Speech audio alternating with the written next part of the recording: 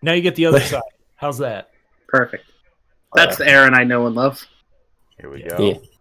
Should be live. We don't get to see the foot anymore. Hello, everyone, and welcome to All Rolled Out.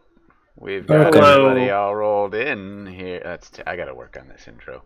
A little bit. It's okay. Looks like we got Hello, everybody so far. Internet. We are going to do introductions in just a moment.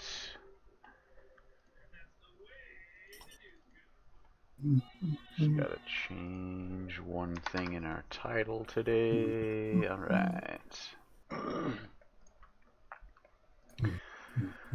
Alright. We are all rolled in for our session, starting with the top left, as usual. We have Erevan. Hello. I play Erevan Emberheart as a Wood Elf Cleric of Life. We're 6 feet tall, long silver hair, goldish eyes, protector of the weak, priest of Torm.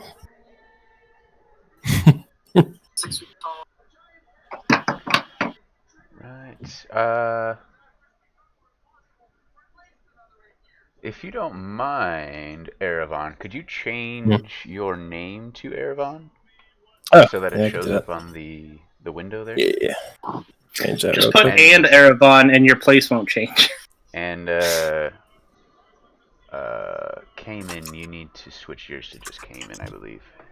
I changed it already, I thought. And Cayman. No, you have the and part. Yeah. I'm putting the and so I don't move. I don't know if that's important, but... Oh. Not particularly. Well, then I'll just do Cayman. They as long as ruined it doesn't everything. switch midstream, like it doesn't matter in the. We're just gonna do round robin of they're just gonna move around and position. Yeah. What are you putting round Rob in? That's insulting. I'm not that fat.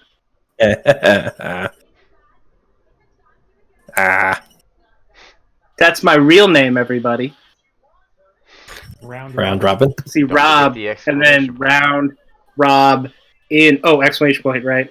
So it's a joke, you see, internet, because my name is Rob, and the Robin word has Rob in it. So if you separated it out, it goes round Rob. And why is no one interrupting me and stopping this, for God's sake? Because it's fun to Shut watch up, you, Robin. Aaron. Alright, so alright. Top left is now me, the Dungeon Master. Master. Yeah. Matthew Arnold. I am the manipulator of the world these poor fools are playing in. I will be commissioning a cloak soon that I'll be wearing for all DM sessions. I'm very excited. Hell yeah. Nice. Alright, we've already done Erevan, who is now top middle. Top right, we have Horvald Heavyhammer. Horvald Heavyhammer here, a short and rather squat dwarf artificer. I'm going to say stout. It's implied. I think short and squat fits him better. Mm-hmm. Middle left, we have Cayman. Hello. My name is Cayman Zelosiant. I am a wonderful half-elf sorcerer and bard, a great entertainer, apparently. I think so. And I've saved the world a couple times, and I hope to save the world a couple more times. It's okay if you haven't heard of me, but, I'm well known, but it's okay if you haven't heard of me. It just means you don't know much about the world, which is fine. Middle, we have Lilar. And there seems to be a little mop or something moving around. It's familiar. Something. It's his caterpillar. Is he What did you name your cat? role-playing Scrunch? Scrunch? That's right. Yeah. Alright, Lilar. I'm Lilar. I am a halfling warlock. Fancy robes, armor underneath, very ornate, pointy hat, like your typical fantasy wizard kind of hat thing, with a caterpillar named Scrunch that lives on it. He can be occasionally seen strolling around the brim of the hat, sometimes hanging off.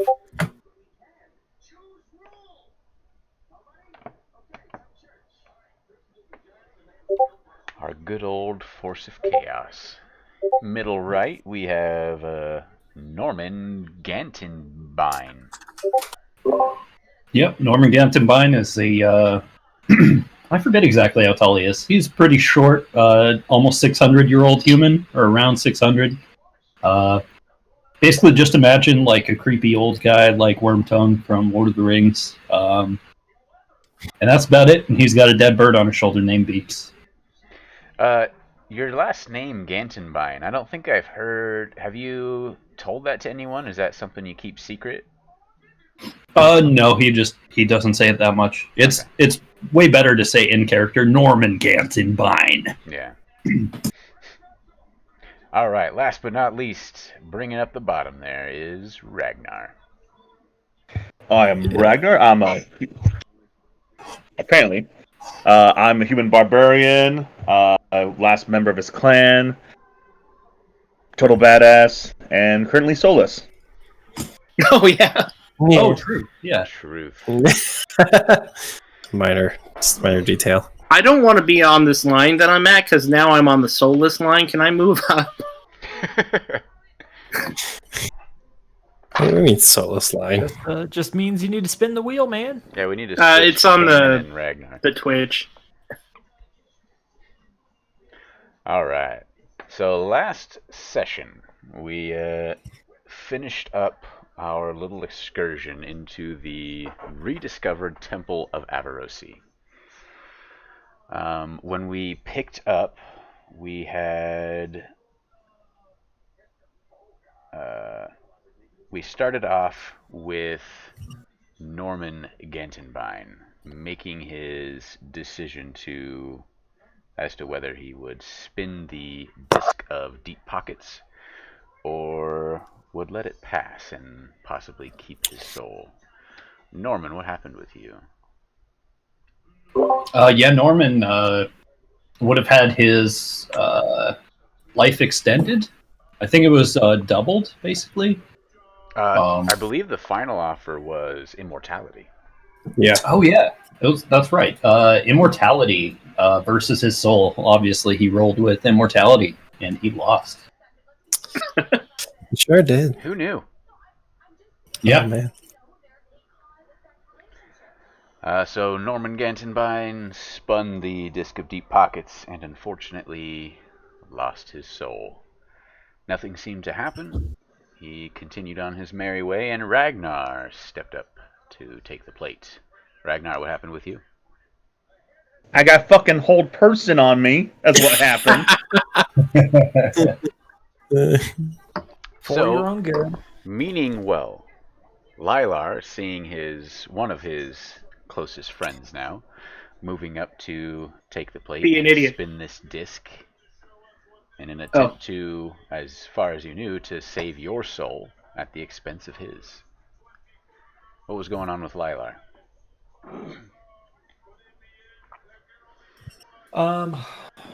So as Ragnar decided to spin the wheel to give up his soul in an attempt to get mine back, Lilar, having spun the wheel once already, knew that Ragnar was emotionally unstable, we'll say, and attempted to talk him out of it.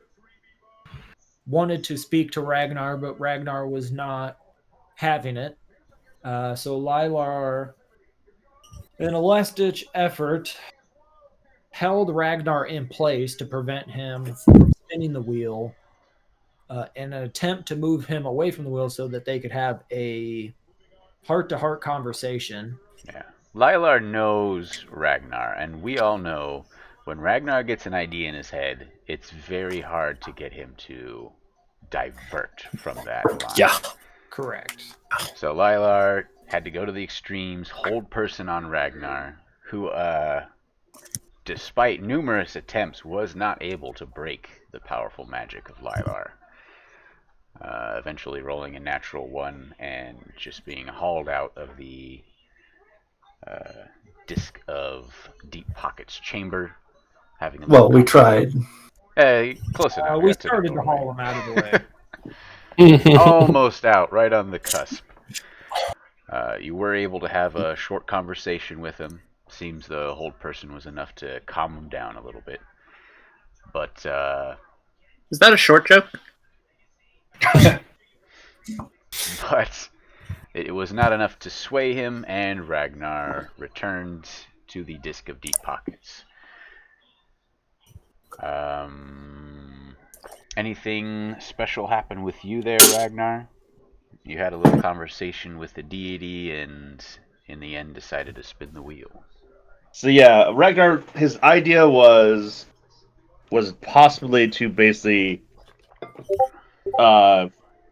bargain his basically endeavored servitude to the god of luck, in return returning Lylar's soul. Basically, in the end, Ragnar had to roll nonetheless. But he did give a short prayer to Torm, which he does not know if anything really happened with that. He just knows he gave a little prayer, spun the wheel, and ultimately failed on trying to save his friend's soul. And in return, basically giving up his own soul. So originally, you had the plan to just trade your soul straight out. Like you weren't even really interested in the whole gambling prospect. Yeah, it was basically I was hoping that the god would just basically be enticed enough to take me and give Lylar's soul back, but that ultimately did not happen. Because why would you settle for a straight trade when you could have them all? Indeed. Because Ragnar's soul was worth a lot more than Lylar's. Oh, I mean, only I think one, maybe Not a two lot. people know that. I think Norman and possibly Lylar. Actually, I think it was only Norman because I think Lylar had left. It's only Norman. Yeah. Norman's the only one. And Norman is definitely jealous at this point. Heck, Ragnar doesn't even know that his soul's worth more than Lylar's. Ragnar just assumes that he's worth something more. Wow. I know, right? Narcissistic. Guys, we can have self-esteem in our fake game. It's okay. No. That goes beyond self-esteem. All characters you play have an ounce of you in it, and that ounce makes that character have no self-esteem left. I've got self-esteem. I don't. My self-esteem is so it's okay bad. It ruins fake life. Oh no! Oh, makes me sad.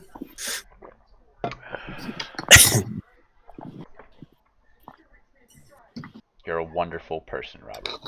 And Yeah. I treasure and value you in my life. Indeed. Thank I you. love you, I Rob. was Remember that. more talking about Mike since he was saying that about things, but okay. I'll take the compliment where I can get it. Hey Rob, I this is extend recorded that now. to You Mike can as replay well. it many times now. You can save and record it, like replay it many times, Rob. Right? Indeed. Somebody time mark this in the chat, please.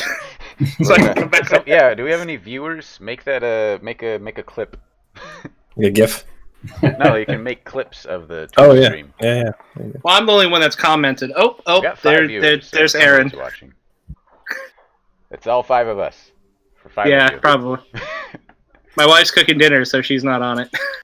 Might be on her phone. Oh, She's Yeah. not. Oh, alright, never mind. Anyway, Back to straight Don't there. worry, Okay, Matt. I'm going so- to yell at your players tonight about not watching our stream. oh yeah, and I'm gonna bring that up this evening. Yeah, yell at him. Text him right now. Yeah, Interrupt this stream. reciprocate. Anyway, yeah. Right. alright, so everybody finished gambling. Had no other takers for the disc of deep pockets, even Yep. though the pile of gold coins is tantalizingly large, to the point of overflowing. I believe somebody promised to spread the word of this temple, the Temple of Avarosi. I think that might have been Norman before we left. Maybe, I don't. or in the very beginning, I think Erevan did say something. Yeah, But I don't know if he did. I don't know if he was serious about saying what he was saying, or he was just kind of being facetious. I don't remember Norman saying he would spread the word, but Pretty sure it was That Erevan. doesn't seem like Norman. yeah. Spread the word. I think Oh, Erevan said yeah, he something did. about Yeah, because he's recording notes and he made that sketch and said that he would spread the word, probably in book format. New York Times bestseller. Exactly. Pretty cool. The Ammonite wished you well, and you left to rejoin the rest of the group, making its way down the tunnel. After everybody regrouped, I believe we had a small discussion about what to do next and what was going on. One particular party member was a little upset. What was going through Cayman's mind? Yeah, Keeman was a little pissy. Rude. Cayman. My name is Cayman. I don't know that he knows how to process these feelings, as he's mad and upset, but his friends made these decisions on their own. He's mostly probably upset because it affects him, and he knows it, and even though he'll be intransigent and pissy, some people would say, he knows he'll have to eventually rescue their souls. If, possible, which, who knows, in this tunnel with this shrine to a god that steals souls, if we can get souls back, in this long forgotten temple with people that never die, that all seems perfectly above board. Nothing suspicious at all. Good old puppy. Then there's the Pretty fact that out of our original chosen, we are now down to 3 who retain control over their souls. One of them is not here. Is not here, and just Yeah. sensed 2 of their ex or old compatriots disappear from their extra senses. So I guess we'll have to see how Ellis deals with that. Oh man. I hadn't even thought of that yet. No. That's not going to end well. Yeah. Yeah, Alice is gonna come back and be like, Keeman, why the fuck did you let them gamble their souls away? Erevan did it too. What? He did not gamble his soul. I feel like that's actually going to happen. It's like, well, Erevan was there too. He could have stopped it too. Logic and tactics, damn it! Damn it, guys. I do feel like that's exactly how it would go, is that Ellis would immediately blame me.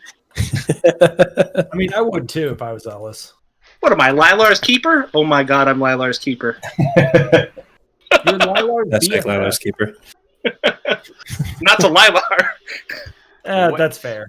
What did we learn from the open scroll for the Did we next learn anything? phase? We learned the name of who we're going after, which is MZ MZ. Rowell? Mzeroel. MZ Royal. The general. Mzeroel. Shamalama. And he should be in the middle of his army of undead, Yeah. which we're supposed to dig under and then up into and assassinate this guy. Assassino.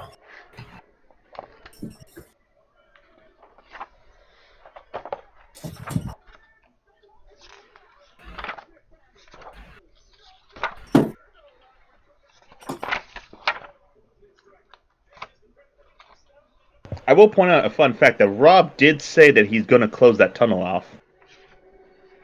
Oh, Yeah. Rob convinced the dwarves to do it. Well, I thought you said you had the way to do it too. Yeah, and he decided against it because he didn't Who want is to waste a Rob? spell slot. I mean, Keeman. Sorry. Keeman has a. Who is Keeman? No, his name is Keeman to Ragnar the whole Yeah, it was entire Keeman. time. It's been Keeman.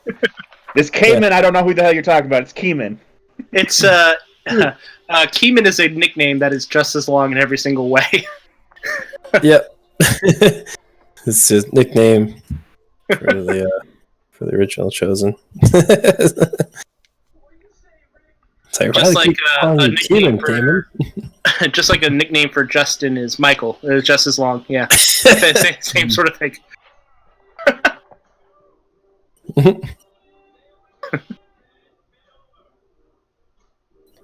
And then we took a long rest.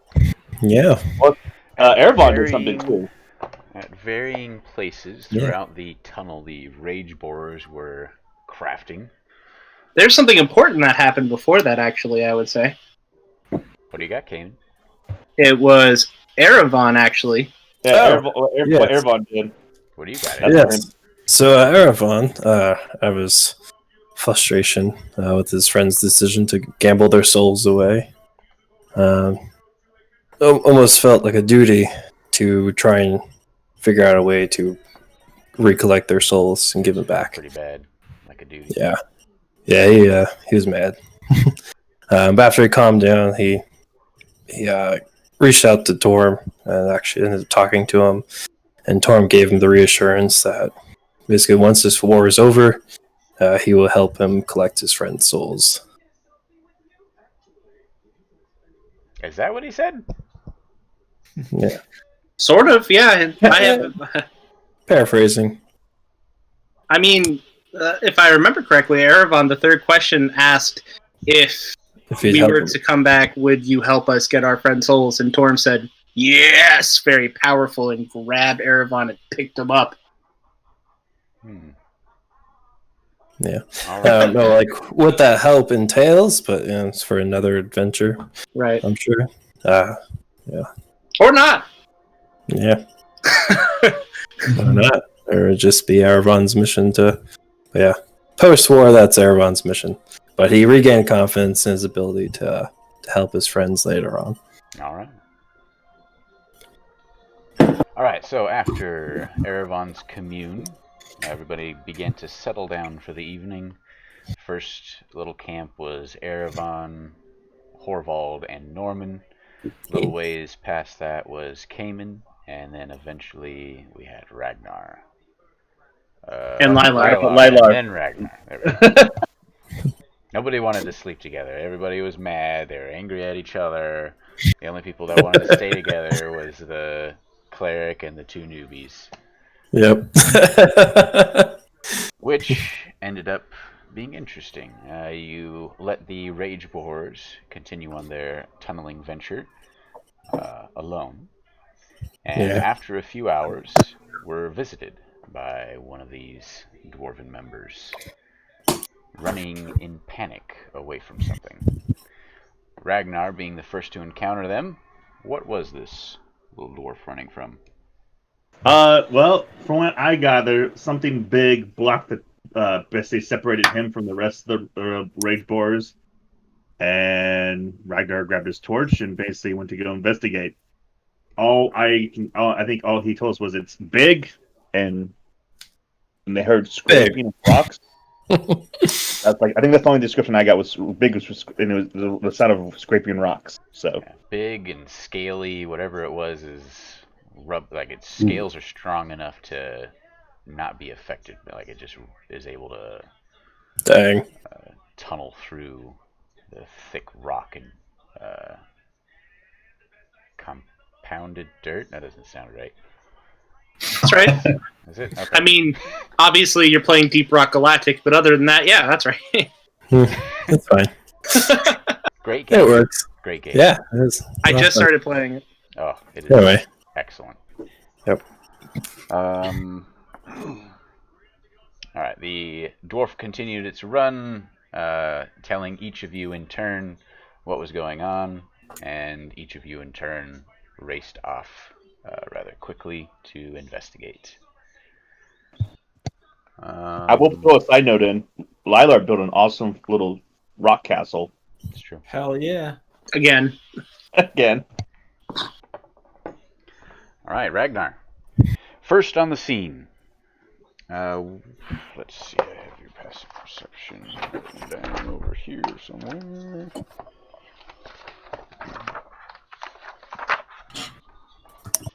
Okay. All right. After, let's see. You slept for 6 Days. No, it was like 6 hours and then 2 hours into. So it was about 8 hours? That doesn't sound right. 6 hours. No, 6 hours. They woke up. So yeah, 8 hours. Alright, so in about 2 hours, I'll be heading off to whatever this shit is going down.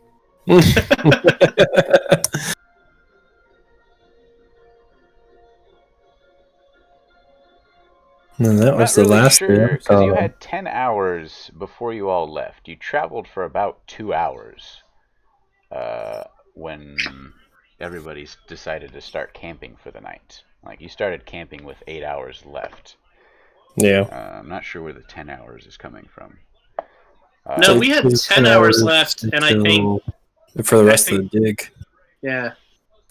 Yeah, but you It was traveled 10 it was on, 10 and it was then you 10 guys were hours like, to oh get yeah, the we spot. should probably rest, because we only have 8 hours left.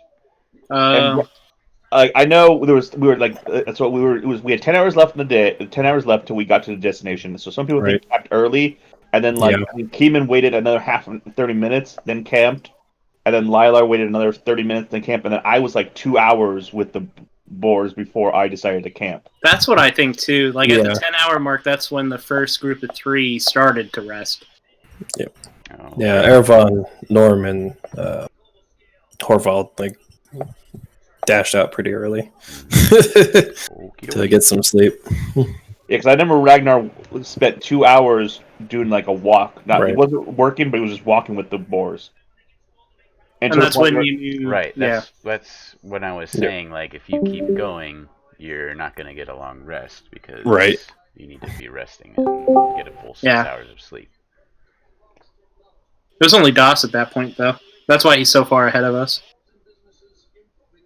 Okie doke. Yeah, because I walked for like 2 hours while everyone else was basically resting.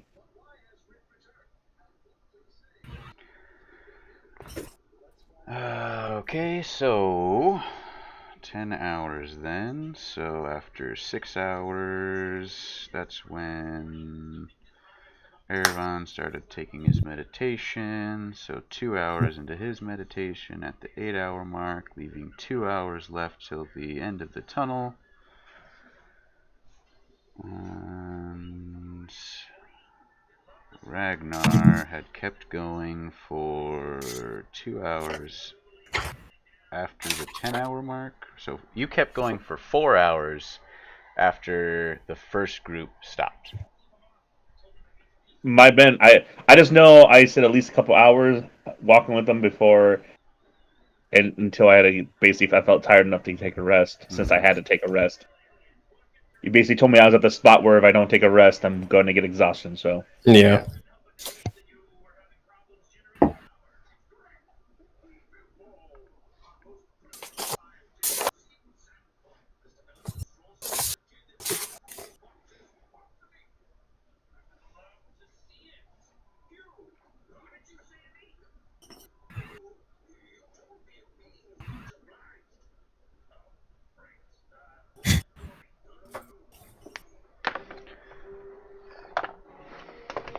Just have to change some calculations here real quick.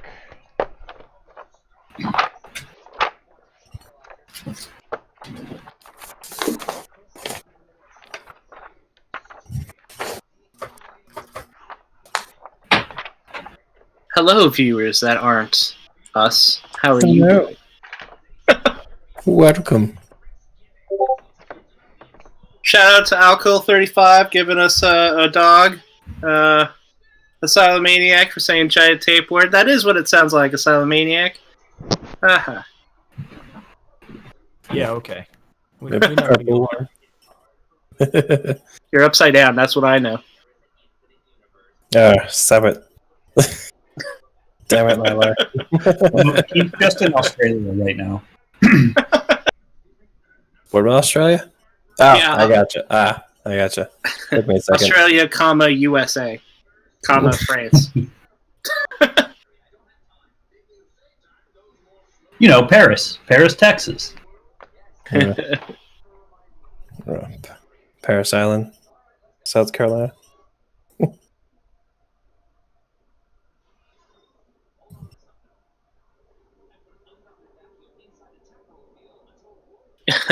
He's actually in Paris Hilton. Ooh, Oh my. I didn't know I was watching that. Yeah, no, that's gonna be a hard pass. I gotta move. I don't want to hear about you being hard. I do. Rough. I don't want to know about that either. No, that's what his dog says. Paris Hilton? Yep. What? I'm sorry, Paris Hilton. Don't be I've sorry.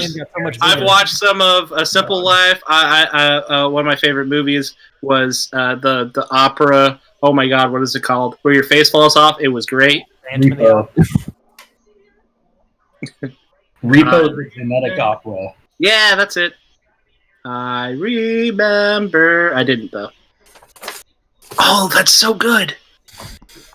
Ooh. Ragnar. Have you ever had the Earl Grey one? Oh, Matt's talking.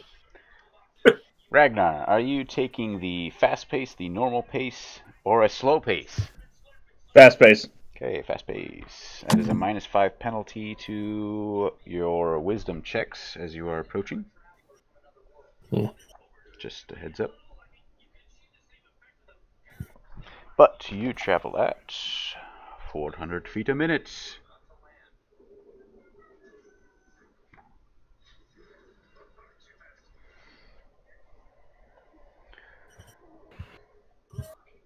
You don't have any Lylar. special move things, do you, Ragnar? My speed is 40 normally. Oh, Lylar, your other Aw. screen's going crazy. Yeah. Oh no. Lylar, after you got the information from the dwarf, did you move off after, or like down the tunnel? I don't remember what Lylar did. I don't know if you stayed or if you left. Yes, I moved around the tunnel towards where the dwarf was running from. Yeah, he's heading in the same direction I am. Normal, fast, or slow pace? I mean, I'll never get there with a normal pace because I move so slow. But I'll go at a normal pace. All right.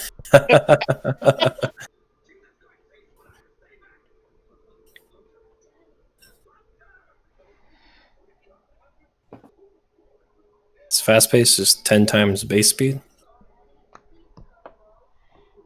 No, fast. It's travel pace, distance travel. It's just it rounds it off. I don't think it actually is. It's probably based off a standard 30 feet. I don't know. Gotcha.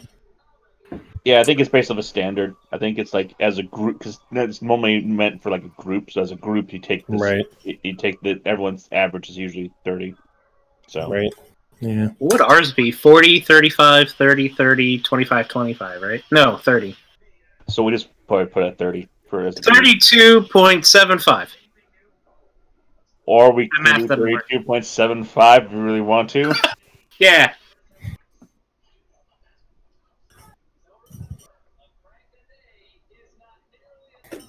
Well, we've got what, two that are at 25, one at 35, and one at 40. Is that what we said? Yeah. I thought. Are you at 25? I thought you were at 30. Yeah, I'm a dwarf. It's 25, right? Unless, yeah. I thought we talked about this. I thought it was 30. No, You don't have a heavy armor penalty? no, Because it's the wrong edition. no. Dwarves are 25. And the math's super off. I think Rob has heard this, but in one of the campaigns I ran in Pathfinder, we figured out that a pound of rope is 5 feet long, so we measured all distances in pounds of rope. Nice. So like you'd make like a 5-pound movement as your movement action. Weird.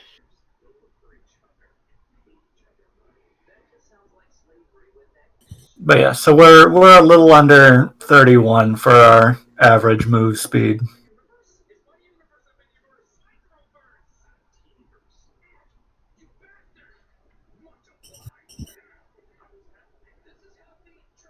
Okay, guys, I'll put some armor on so that hinders my movement. Okay.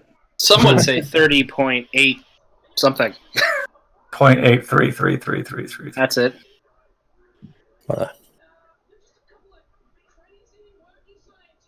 I'll listen to the math major, not you, Rob. Hey, I got the math minor. That's why I got the decimal. Yeah, major's better First than decimal. minor. You're right. I'm not arguing that. All right. Listen, Chris is better in math than me. I'm just going to say that blanket statement. Cayman, you stopped about 30 minutes after Better than I. Norman, Erevan, and Horvald stopped. No, right? than me. Yes. English hard. And Words then hard. Lilar, I know pronouns, dude. I want to say you traveled another hour past Cayman, or how long did you keep going for? Not as far as Ragnar, Right. but I did travel a ways further down. I think another maybe half hour or something like that. All right, 30 minutes. And then Ragnar, beyond that, would be another An 3 hour hours. from Lilar. Oh, yeah. 3 hours.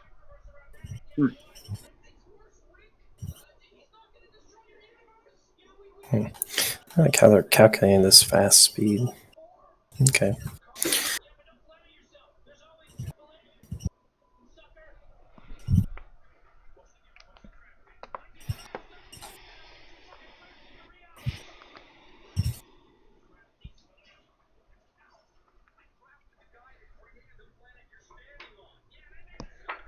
Hours at...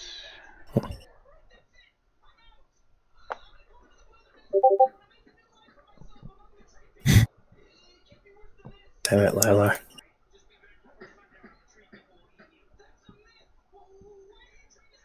Spooky.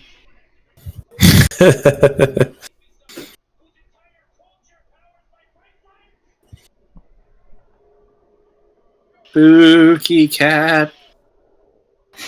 You're missing. There you go. As you blind it with a UV light. Right.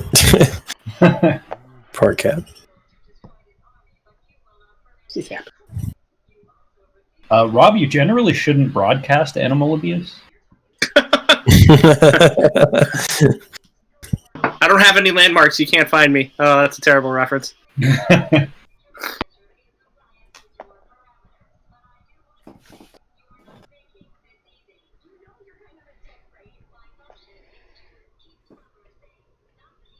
Yep, that is purely the domain of Alinity.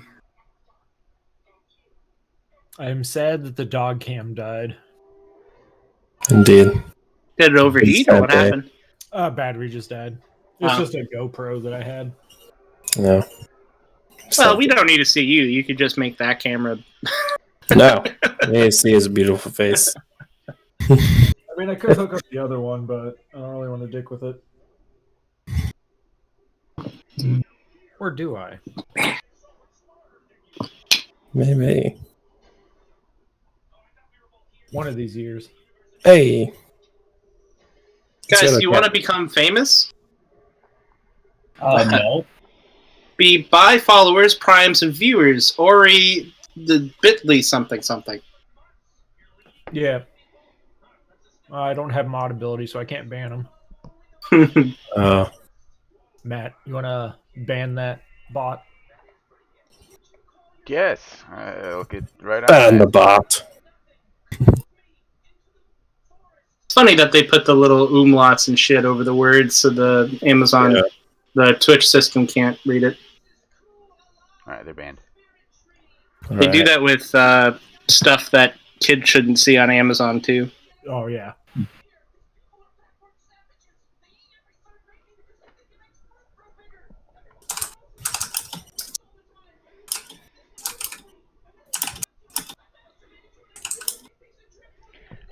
Wait, Lilar hit with the Elder's Blast? Couldn't Oh just my sleep god. together like a normal D&D group. They all had to be 30 minutes from you, 30 minutes from you, We're 3 an hours old from you. we're an old married couple. We all got mad at each other. So we slept in different areas. I wonder if we each thought individually that we'd be the only one to do that, because that's what I was thinking. No, I know how we work. Yeah, it wasn't even intentional for Erevan at that point. He's just like, oh, newbie's like, oh, we should sleep together. And Erevan's like, all right, well, I'll stay here. Do you like how Matt's blaming us for him having? I mean, For me, what? it's our fault. His internet. Chris's internet is. Yeah, it's all spotty again. Oh, there he is. Hey. Hello, Chris. What'd you say, Chris? I'm sorry. Oh, I said, do you like how Matt's blaming us for him having to right now? For me having to do what? Work. Oh.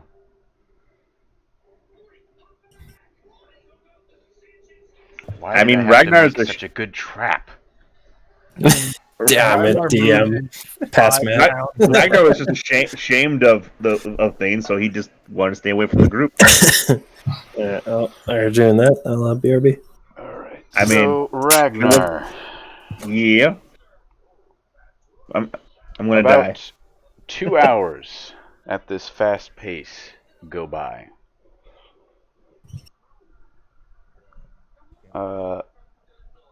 Roll a perception check for me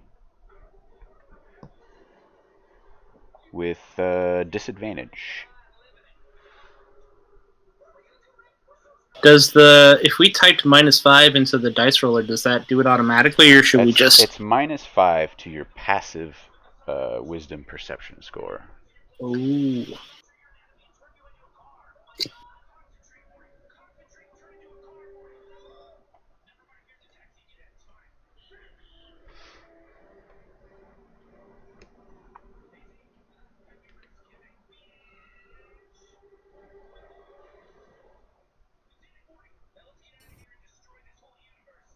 Roll at disadvantage. So let me do that again. Oh, too bad. Yeah, that was a good roll. Natural 1. If you get a natural 1, I'm gonna laugh so hard. So you get to thank Cayman. Rob specifically.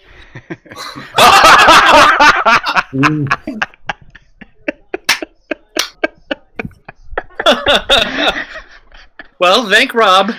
Oh man. Oh boy. Does that mean Ragnar is running towards Lilar? Also, Ragnar can't see shit. Oh my god, I can't believe that happened.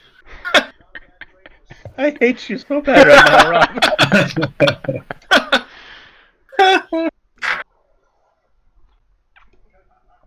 Ragnar hits his head in like a stalactite or something. So Ragnar, you are running along full sprint, going down, footsteps echoing off the rocky cavern walls as you are booking it down this pitch black passageway. After about 2 hours, breathing hard, sweat dripping down your body. I do have a torch. Okay. We said pitch black, but I have a torch, so I have some light. Okay. All right. Make sure we're keeping track of those torches in our inventory. They are in my inventory. I have 10 of them. All right. All right. So you are running along with your torch and begin to smell a strange acidic scent on the air. And after a few moments, you feel a little liquid in your boots and look down to see that you've been walking through some kind of strange, like light purple goo, and it's beginning to burn through the bottom of your boots. You can see it's kind of splashed on the walls on your left and right, and as you look a little bit farther down the passageway, you can see a massive gaping hole that goes from the left, like it just comes through the tunnel. There's one large hole on the left side, one large hole on the right side.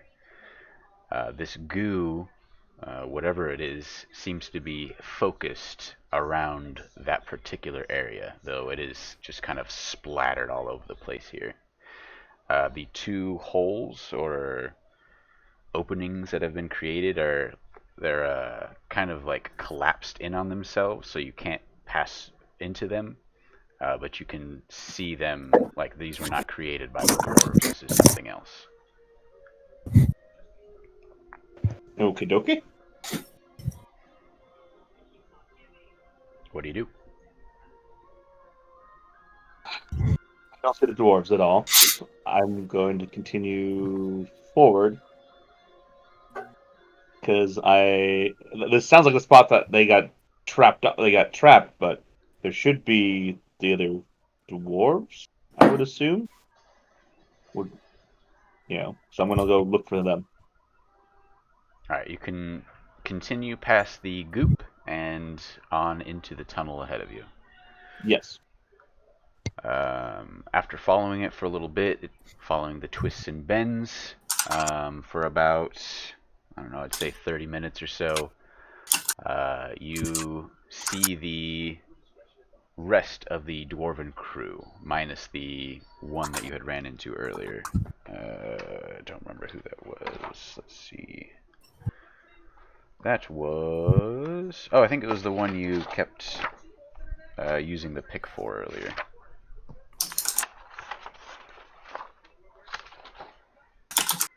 That was...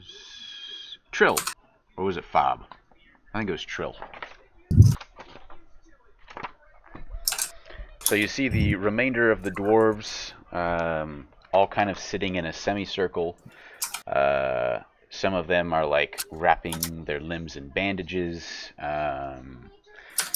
The rage borer, Baugadi, seems to have taken the brunt of the damage. He doesn't have his gloves on right now, and there are just bandages all over his body. Both of his forearms are covered in bandages. He's got bandages kind of like wrapping up his head and his face. You can barely make out his nose and eyes kind of peering through, and then his massive beard that looks like it's been singed in different places. The rest of the miners and the musicians seem to be fine. The musicians are the least touched. It seems whatever happened, Baugadi took the brunt of it. Well, They all if kind only of we look had a up as they healer. see you huffing and puffing and traveling ahead. At this point, the bottom of your boots, having been melted by the acid you had been walking over, are just about soulless. You're getting Just down. like They're just Ragnar. moccasins at this point. Soon, Erebon. Too Hashtag too soon. soon. Well, I guess I'm going barefoot. I'll take the boots off because they're not doing me any good. The dwarves look up at you as you approach. I heard that there was a threat. Big, giant, scaly thing. They kind You of guys look all at right? each other and continue patching themselves up, winding around the bandages. One of the musicians looks over to you, kind of takes a step forward. That would be Grug. Oh yeah, we had a bit of a problem. Not sure what that thing was, but it was filled with some kind of horrible acid. Baugadi here took his gloves and attacked it, kind of punched through it with his mining might. Wow.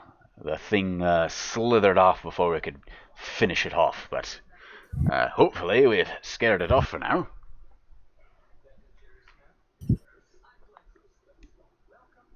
Well, that's good. I met was it Phil? You said a Thrill? Bill? Trill? Trill? Trill, yeah, with an Trill? R. Drill. Drill. Yeah, Drill. Drill. Trill found me and sent me this way. I told him to get the others, so they should be on their way. Yeah, he stopped for a second to take a piss, and last thing we knew, he was gone. We thought the creature got him. No, he's alive. He just said he got this whatever the creature was separated you guys. So Good. Good to hear he's alive. We're probably not going to be ready to move on for a little bit. As you can see, and he gestures over towards Baugady. Our rage borer is possibly out of commission, unless we can get him healed up all right. well, I can't do any. Well, I will pull out my 2 potions and offer them to the Quillbore, or not the Quillbore, but the Wait! Rage Borer. Like, wait. Quill. What? What? What? Troubadour is actually the name of my metal band.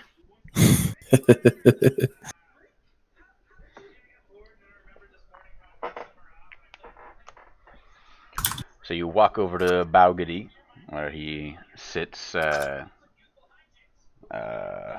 other musician.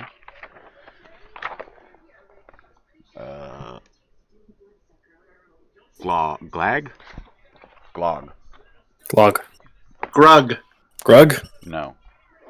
Oh, that was Glog. Grug? Adobe. It's Grug. Grug is the one that you talk to. Glag is the one Yeah. who's patching up Baugady. Ah. He's kind of like standing, Baugady's sitting on the ground, back to him. He's kind of just winding bandages around his head. They both look over to you as you approach with the healing potions out. Yeah, this will help. Kind of muffled due to the bandages wrapped around his face. You hear Baugady's voice. Oh, thank you for that, mate. Oh, hopefully that's enough to heal me up there.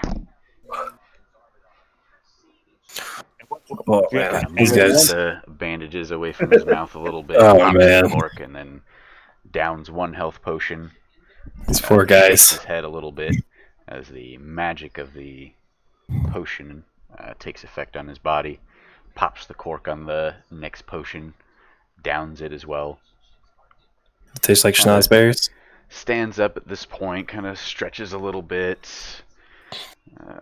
Gets a feel for how his body is healed up, what the reaction is after the healing tonics take effect, and he begins to unwrap the bandages. Oh. And you see underneath the bandages there is still a good amount of scarring on his face and his exposed arms. Any part of flesh that was affected by the acid.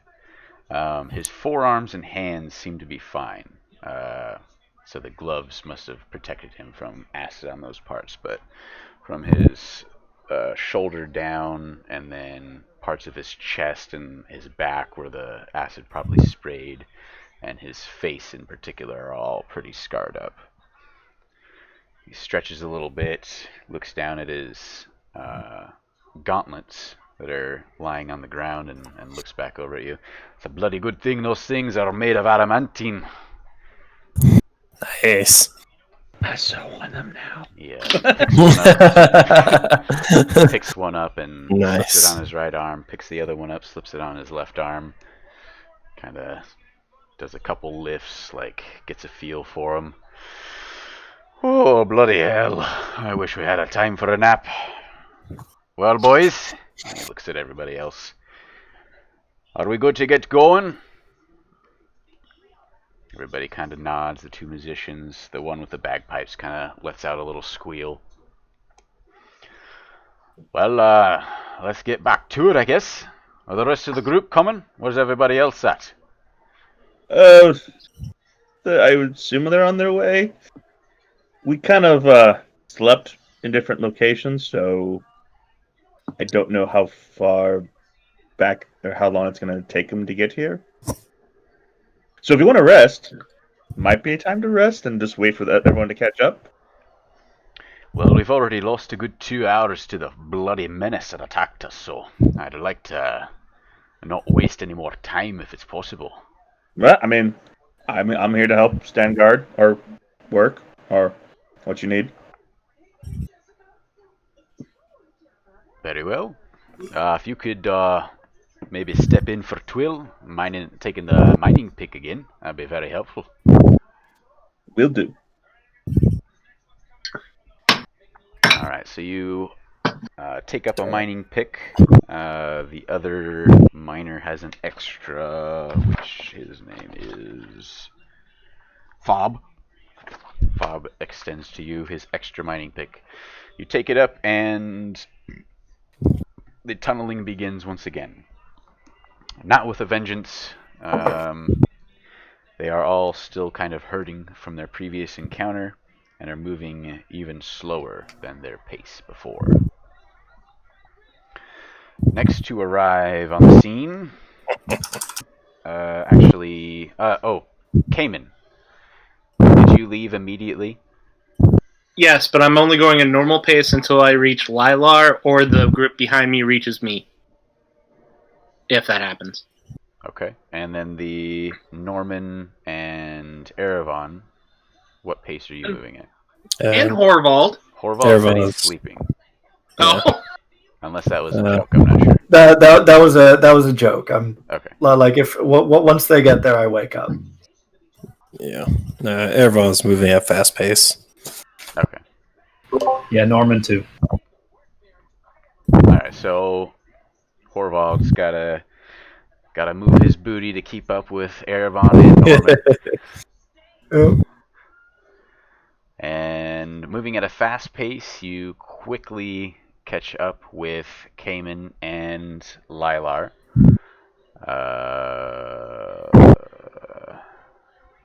Probably all converging at a roughly about the same time due to your fast pace and their normal pace.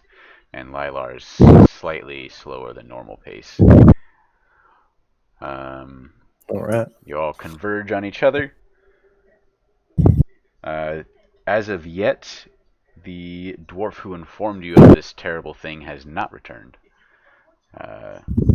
Probably moving at a little bit slower pace as he recovers from the excitement. How does the group of you proceed? Okay, what's going on? I don't know any more than you. All right, let's move quickly and get up there. They probably need us. Let's just continue on the path. I'll wait until they all pass me, and then that's when I'll start going whatever their pace is. And fast pace. Moving at a normal pace or a fast pace? I know everyone's still going at a fast pace. Yeah, fast pace still because we don't know what's up there. Yeah. Mm-hmm. Lilar. I mean, pretty sure my fast pace is still slower than their fast pace. Yeah, they'll match you though if you're trying to keep up. Horvald's your pace. Yeah. I'd be going same pace as Horvald. All right, so everybody heads off at a fast pace, attempting to catch up with the rest of the group as fast as lilarly possible. And after a few hours, what was it like? About 3 hours. You come across the patch of acid. Ooh. Let's have everybody roll perception checks at disadvantage. Perceptify. With disadvantage? Oh, man. Feel my pain.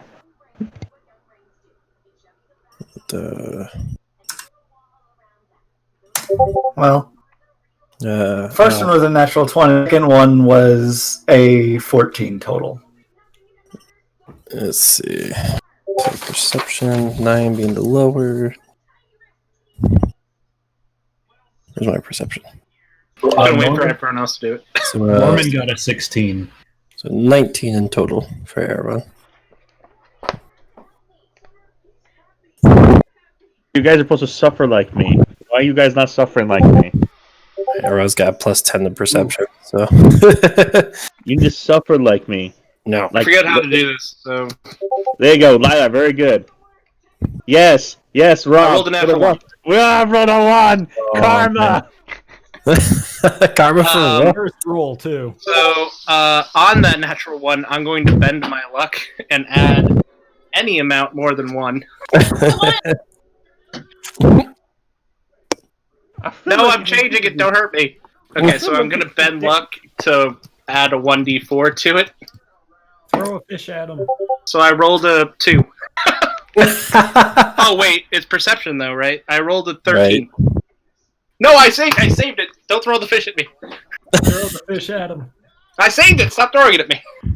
I don't want your stupid thing. So your final total was 13 for the K-Man. I think you should still Horval, get did you natural say 1. yours was 14? No. Horval? 14, yeah. Okay.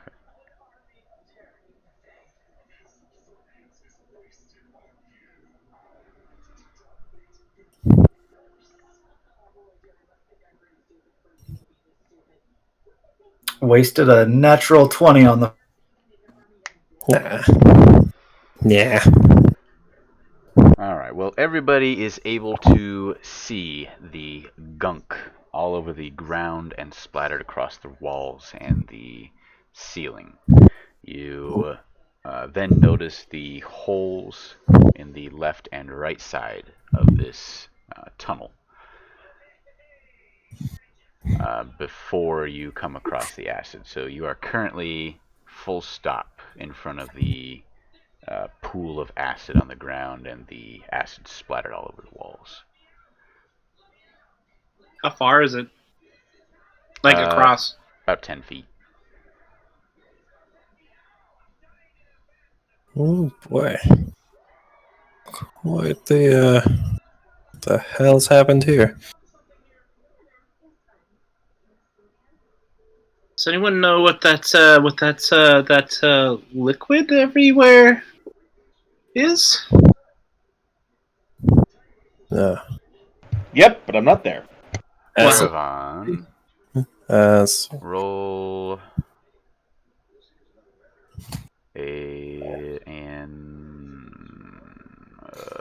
just an intelligence check, unless you are proficient with alchemy tools or whatever. Healing kit and disease kit. There's proficiency. Yeah. Roll. Okay. Yeah. So add roll a heal check. Like roll. There's a medicine skill. Medicine, that's the one. Okay, cool. So that's more appropriate. Medicate yourself. Medicine. He's actually pretty good at that. Cool. Well, I hope. Right? I mean, no offense to your cleric life, right? Hopefully, cleric life is good at medicine. Your leg bone's connected to the person. Norman, damn it! That's 12 in total. In medicine? No, I was going to ask if I could do Arcana or History. History of slime. Or maybe like nature. Survival. Roll a history check. Yeah. Okay. Nice.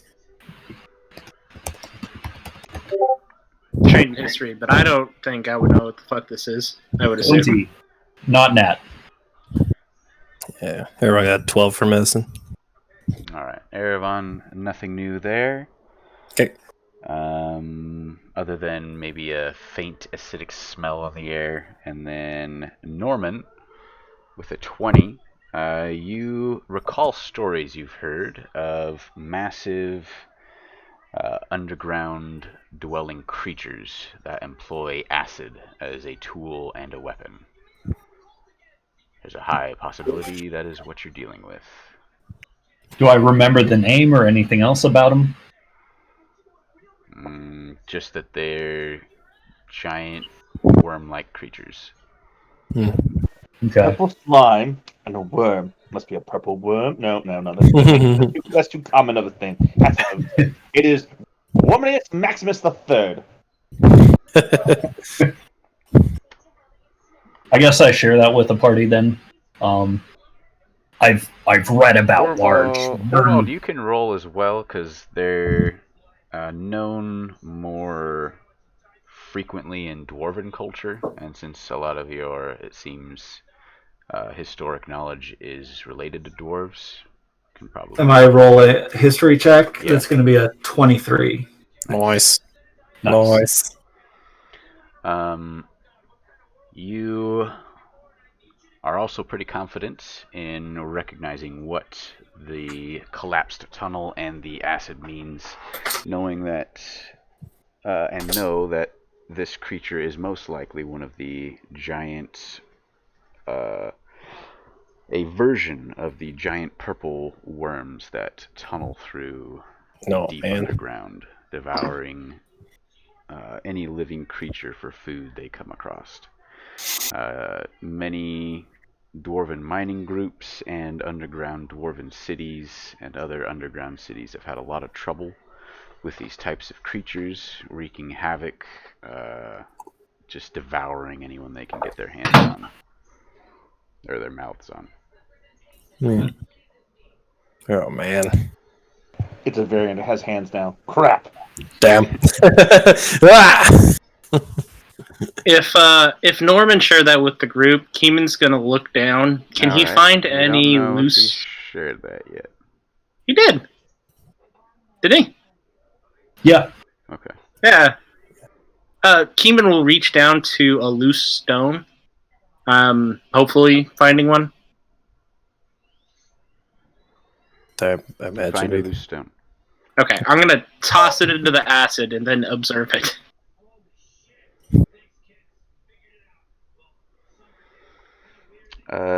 It kind of sits in the acid.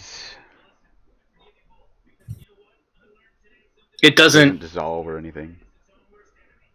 I can get us through. I can get us through without a problem, unless anyone has any other idea. But I believe I can anyway. Yeah, I mean, if it's just 10 feet, almost everybody should just be able to just straight up jump across. But I mean, if we want to attempt it. What was that? It is metagaming a little bit, but I mean, everybody should know what their jump length is based off your pretty strong. intrinsic. Yeah. I mean, you said it was 10 feet across. I know that I can jump that far across. Yeah. Well, just explain it in a roleplay manner and try to stay in character. I mean, it doesn't seem that far across, but if you want to make sure we all get across, that's fine with me. I mean, it's powerful magic, and I wouldn't want to waste it, especially with the battle that we're going to do. But it's safer. All right, let's just sure do that then. They're concerned so about safety. I'm just gonna cast Wall of Stone, and I'm gonna make however many panels, however thick. I'll look it up. Sorry. And cover as much of the acid as I can.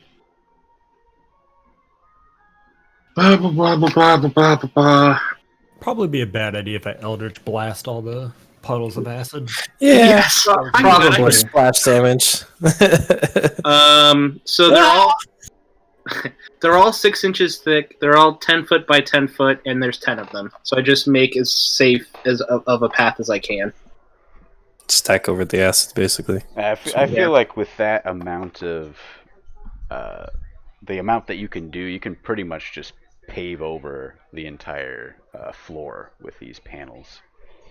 Okay, I'll do that as best as I can. Is there a And timer on that, or So it's up to 10 minutes, and if I concentrate on it for an hour, it exists forever. I think. I forget the exact numbers. Nice. Oh no, if I concentrate on it for 10 minutes, it's permanent. Oh, Nice. All right, so we have to distract you within the next 9 minutes. If you want to die in acid, yeah. Push him in the no thanks. acid. Yeah. Man, that'd be quite the trip. Oh, shut up.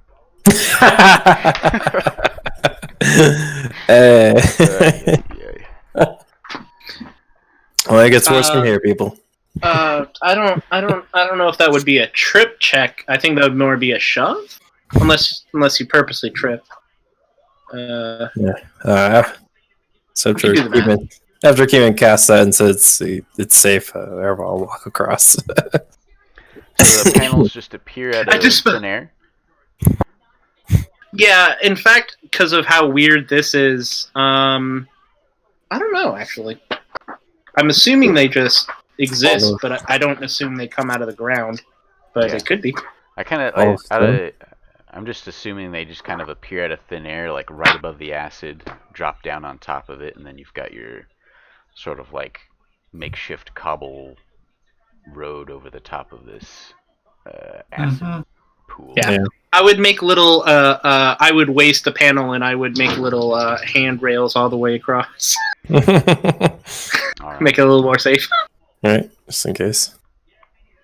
The group proceeds on. Alright. Onward. Waste of a spell slot, but whatever. It's fine.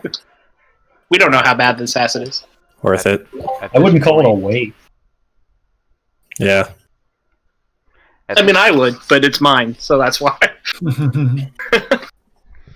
At this point, you can hear the bagpipes, the loud blaring music of the dwarven team ahead of you. Sounds like we're getting close. Playing bagpipes, so I guess they're okay. But just in case, should probably keep hustling. Do we... Horrible, you cut out. Oh, I just said seems like I was just agreeing with Erevan. Do we see Ragnar? Is he that far ahead of us? I mean, it's Ragnar, so probably. Well, if they're with Ragnar, they're hopefully okay. Hopefully. In quick order, you are able to catch up with the group. You see Ragnar has taken a position in the mining line, and the dwarves are focused on their path ahead. Nobody seems to have noticed the group of you approach. Alright. Everyone go to Ragnar, but I guess I thought they got attacked. Is everyone okay? Alright, so Ragnar. Ragnar left. There. He'll be back, I'm sure, but... Yeah, here he comes. So mid-swing, tunneling behind the rage boar, music blaring around you, Ragnar, you feel a touch on your arm, and then Erevan's loud voice shouting at you as you pause mid-swing. Yeah, there was a giant creature apparently, but the rage boar punched it and it ran away. As the dwarves notice the rest of the group approaching, they stop for a moment, and everyone turns to look. He could use some more healing, though, I think. Okay, I can take a look. Is anyone else Why injured? are you still yelling? Why are we yelling? Your poor eardrums are just fucked. Right. Because we're ringing in the ear. Everyone, you got injured. So I think you should check everyone out. Okay. Mom. And Erevan, you would know that Ragnar is barefoot at the moment, too. What happened to your shoes? Purple acidic liquid. I guess you all on your way to catch up with the doors would have noticed just a very damaged pair of leather boots just kind of laying on to the side of the cavern. Maybe Keeman can fix that, or one of our new members, or we just buy you boots when we can. Anyways, I'm gonna go. Keeman's like, no. Fixing Ragnar's boots? You crazy? I can mend things, but I cannot create leather where there is none. That's fair. I don't know how Arcana works. Well, That's I mean, fair.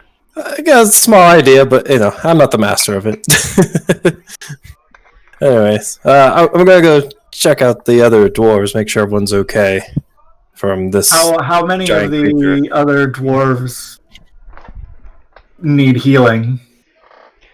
All of them seem to have some kind of battle wound or other than the musicians. The musicians are they kind of wave you off. Like they've got some scrapes and stuff like that, but they're like, They don't accept don't healing. worry about bards. us. Worry about the other ones. They all got a bit All of right. splashing.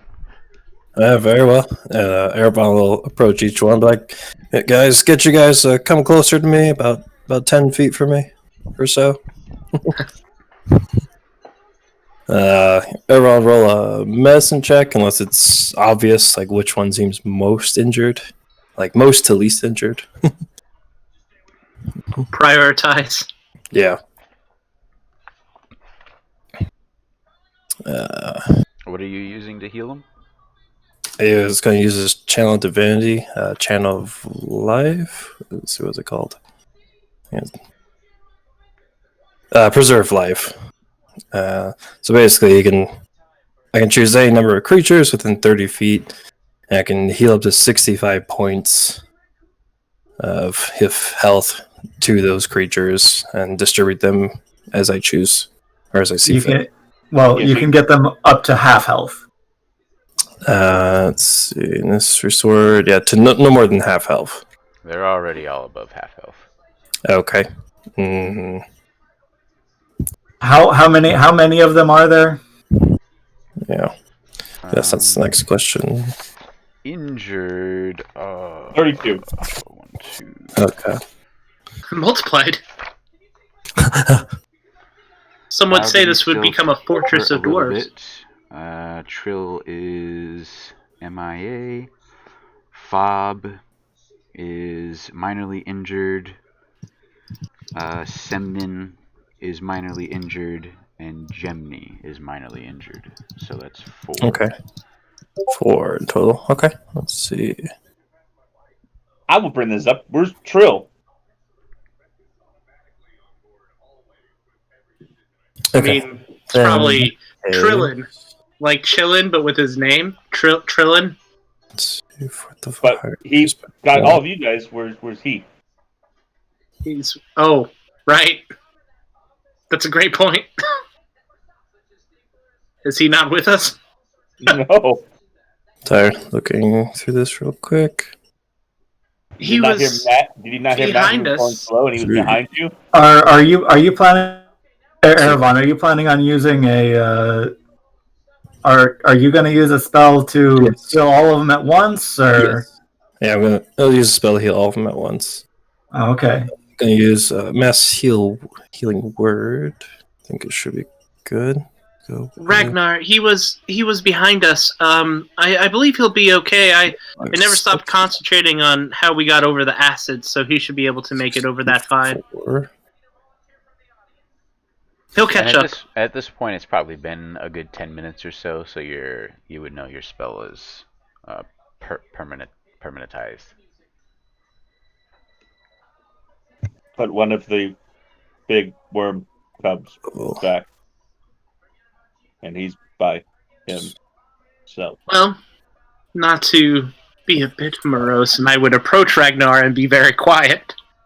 8, so as quiet as I can if they started the work again. 8.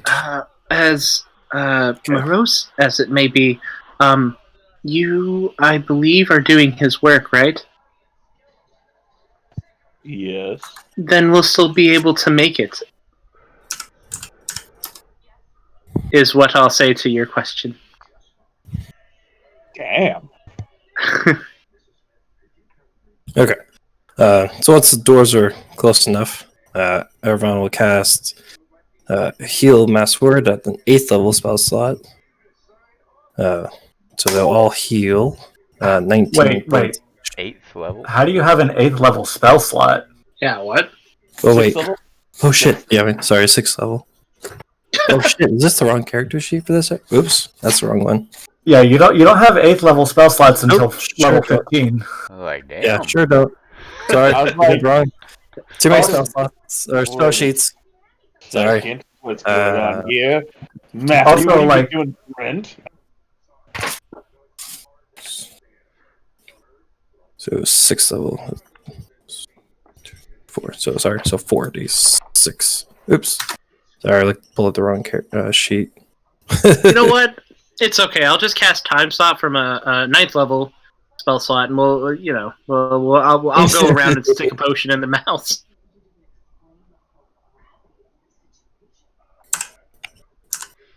You rolled.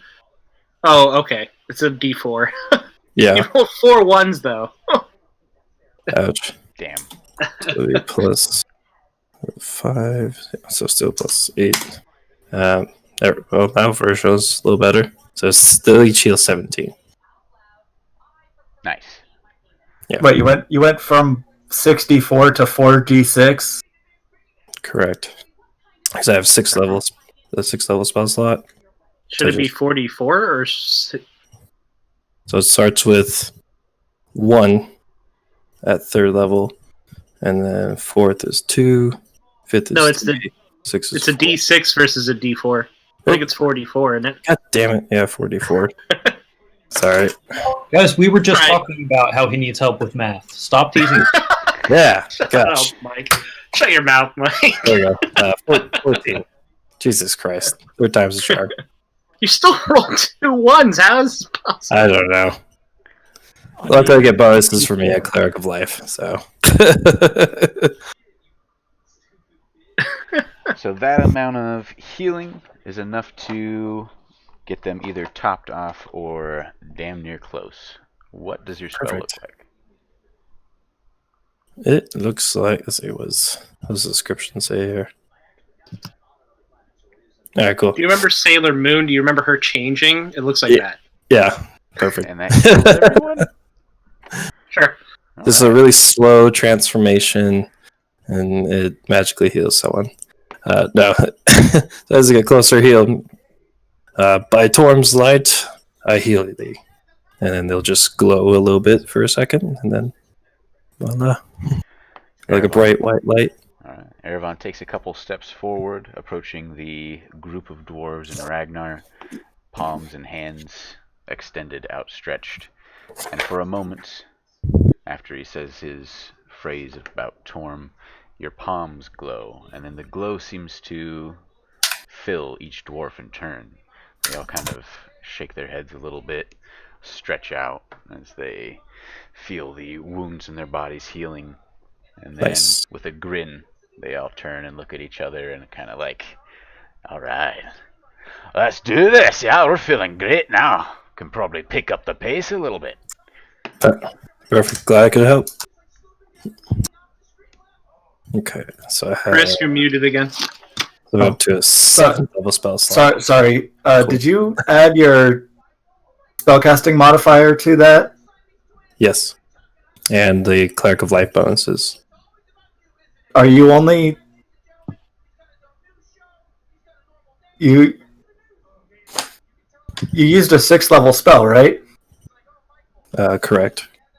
So it should be plus 8 plus whatever your spellcasting modifier is. So let's see, unless I'm reading this You cast a 6th level spell, right. 2 plus the spell's so- level plus whatever your modifier is. So, okay, so I guess is the base spell level or the actual spell slot consumed? It's whatever the spell level is, the Consumed. what you cast it as. Okay. So yeah, so I guess they should have more then. So it'll be it's 8 plus. So they should have a plus 13 then instead of a plus 8. Nice, so another Right. So 5 more points of healing. Is that healing where? For discipline of life, it's a life cleric. He did mass healing word at a 6th level, and he has a +5. Right. Right. I forgot he was the life because he's been so many. So yeah, it's 2 + 6 + 5. Yeah. Okay, cool. Yeah, it's been a hot minute. Been a hot minute since I played the Cleric of Life. I know. Like, who? Okay, thank you. No worries. So cool. Dwarves are fully healed. Sweet. Ready to rock and roll. Came in. You had your short little exchange kind of in front of everybody there with Ragnar. I should very specifically said very quietly to Ragnar. Sure, but right in front of everyone. In a whisper. Yeah. They got tinnitus. The dwarves probably didn't hear. That makes sense. Anything else, or the dwarves will continue on? Yeah, I mean, if they say they're feeling good and they look good to Erevan, he's just gonna keep his shield and sword at the ready now. There's been some sort of threat. Boggedy is still hurt, right? He is topped off now. Yeah, like all of them that were injured, he just mass healed all of them. So they shall be good to go now. But everyone's gonna be on guard now, especially with these guys getting injured. Boggedy and the other dwarves, though, that had the linen bandages wrapped around them, they do still bear the scars of the acid. I'm gonna poke up real quick and shut up. Boggedy. Boggedy. Hi. I hate to ask you this because I know it's part of your whole how you do your mining, but is there any chance that we can do this without the music? The only reason I ask, and I hate to do it because I know you hear like that weird awkward like squeal like from the different instruments as they all like mock stop, and then everyone looks at you. Sorry, I hate that. Alright, that was real. Oh, Keeman's dying. He must have inhaled some acid. Can that please be what Keeman does too? Like, he's just so awkward, he starts coughing and like he gives up on what he's saying. Everyone just stares at him like, Keeman. Alright, I'm better. It's fine. Anyway, sorry to ask. I just in case that thing is out there, I want to give us the best chance of hearing it. I know the bashing on the walls will be pretty loud, but if there's any chance of helping us out, I think, and I'll trail off just like that. Give me a persuasion check. So, oh my god! Okay, sorry. I didn't know how good I was at it. Here's a sorcerer and a bard. It's one of the ones I took, the expertise one. So is he a sard? 23. Or sorcerer? He's a sclad. I'm more of a sorcerer ard, because I only have 3 levels of bard. So 23. Sorcerer ard. Excuse me. Sorcerer? I like it. Oh, I suppose we can put the music down. It is, it helps, you know, like kind of the two, well, I guess one pickaxe miner and then Boggedy, the rage boar, kind of like look at each other, and then they look at the musicians, and then they look at the baggers, and then... Okay, man. That aside. Well, in the idea of hopefully having a bit of warning before one of them great fucking monsters rolls through again, fine, we'll go without the music. I apologize. I know how much music means to me in my life, so I thank you greatly, all of you. Can I do an insight check on Keeman To what end? to see if he really loves music? Sure. Are you lying, Cayman? I'm not. But how you does... do really love music? Yeah, Okay. Keeman does, yeah, of course. This is the first I'm hearing about this. Yeah. That he talks about Play my music dad. all the time! He genuinely loves music. Okay. I play You the were at flute a- for you and the lute. You were on a learning curve when you were playing those instruments. It was more Listen. like Just because I'm not good at that doesn't mean I don't like doing it. You broke your lute the first day that I met you. No, I didn't. I repaired it. I guess it did break. I can't Yeah, argue that. like, it has to be broken in order to repair. Smashed right in your hands. You Says- did run away from everyone you were performing for. That did happen. Listen, I'm shy. Terrible music. I'm a gun shy. I'm shy and bad at music, but that doesn't mean I don't like music. It's true. All right. I love music. Can't play music. We're shit. So the dwarves pick up from where they left off after receiving their healing. Their efforts seem to be redoubled, and Sweet. Baugity takes a few deep breaths, kind of knocks his gloves together, and then shakes his head, and you see the veins begin to bulge in his neck and the different exposed bits of flesh, and he begins to tear at the wall in front of him with his mining gloves. Dang. Great hunks of stone flying about. It echoes in the cavern, and it's still extremely loud. You get like every now and then like a bit of screechy like metal sound as he's like bashing through a vein of ore, or just the loud explosions, and then the fairly frequent just yells of rage and anger and effort that Baugity is putting into this. He is just bellowing and smashing his way through these rocks. You begin to realize that the music wasn't just to pump them all up. You proceed. The pace is a bit quicker than before, possibly even faster than their original pace, as they attempt to make up time. Nice. At this point, we have hit the 10-hour mark, I believe, and are a little bit past it. So, they are pushing to make up time, but you have missed the estimated mark from earlier. All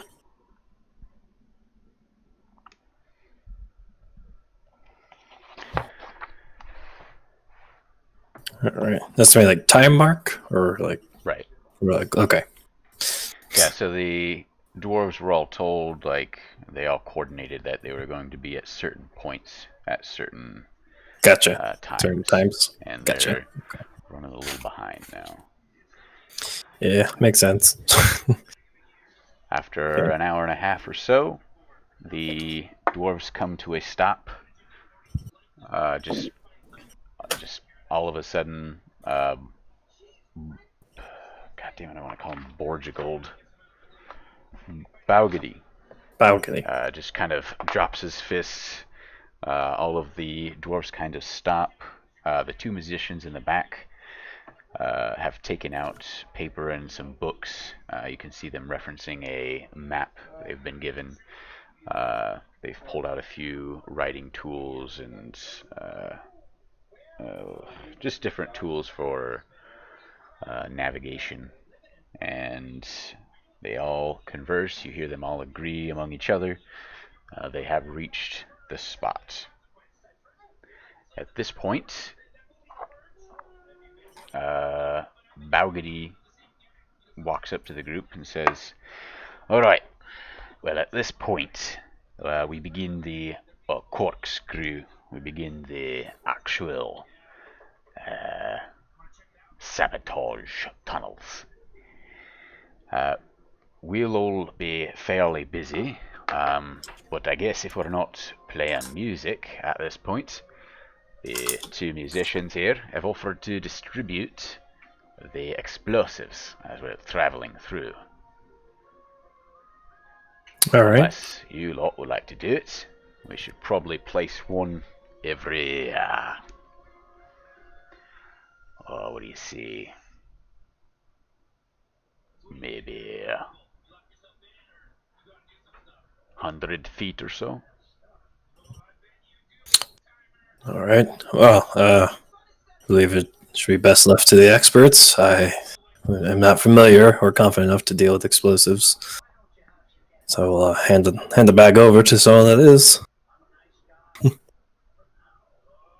If you need any help with anything that's is Grunt's work, I'm sure we can help. But other than that, I would defer to you.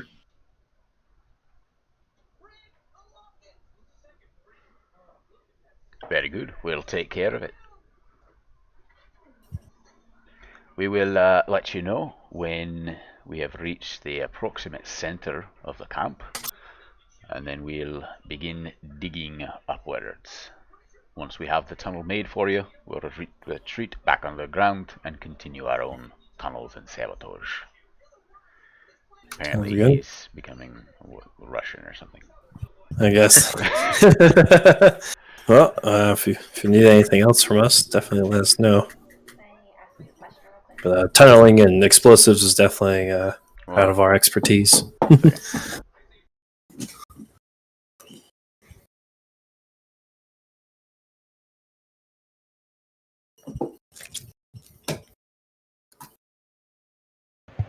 I think Twill's dead.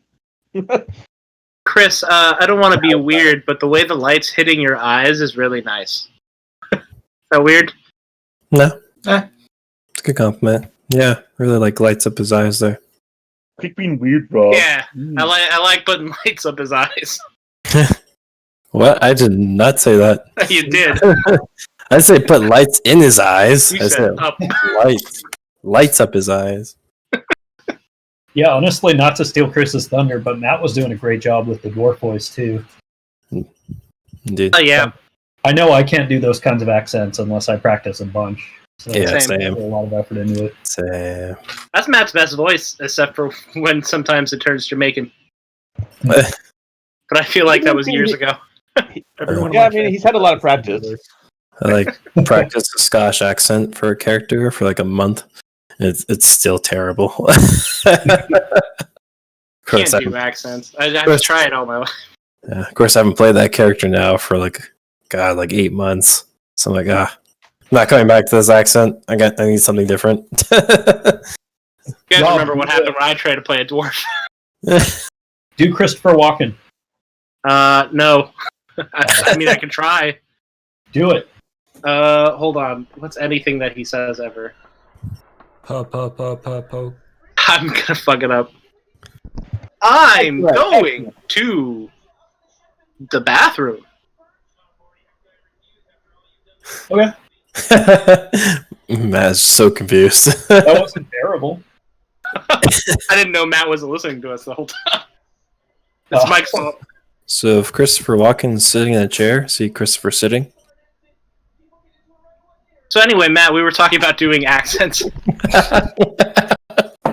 Yes! I made him walk away.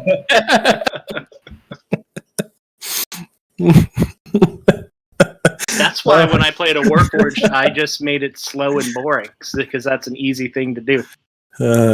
My name is Church.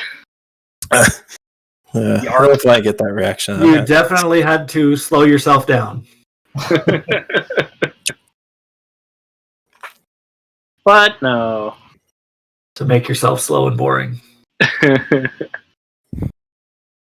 I see. So I'm normally boring. That was the implication. Oh, sorry. I was just being slow. Oh, no.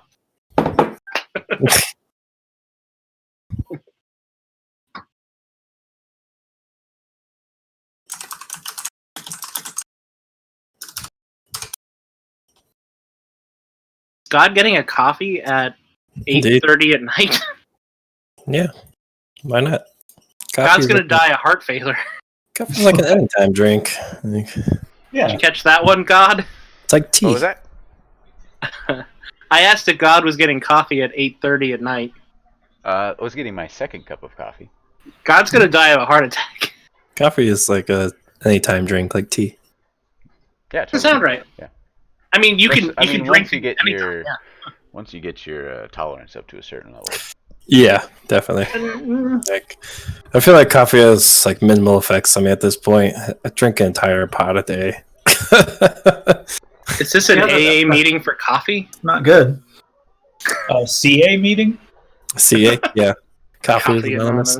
Caffeine Anonymous as well. Caffeine Anonymous, yeah, there you go. All right. All right. So last thing that happened, the dwarves decided to continue on. You voted to let them distribute the explosives, but I think you lot have the pouches, right?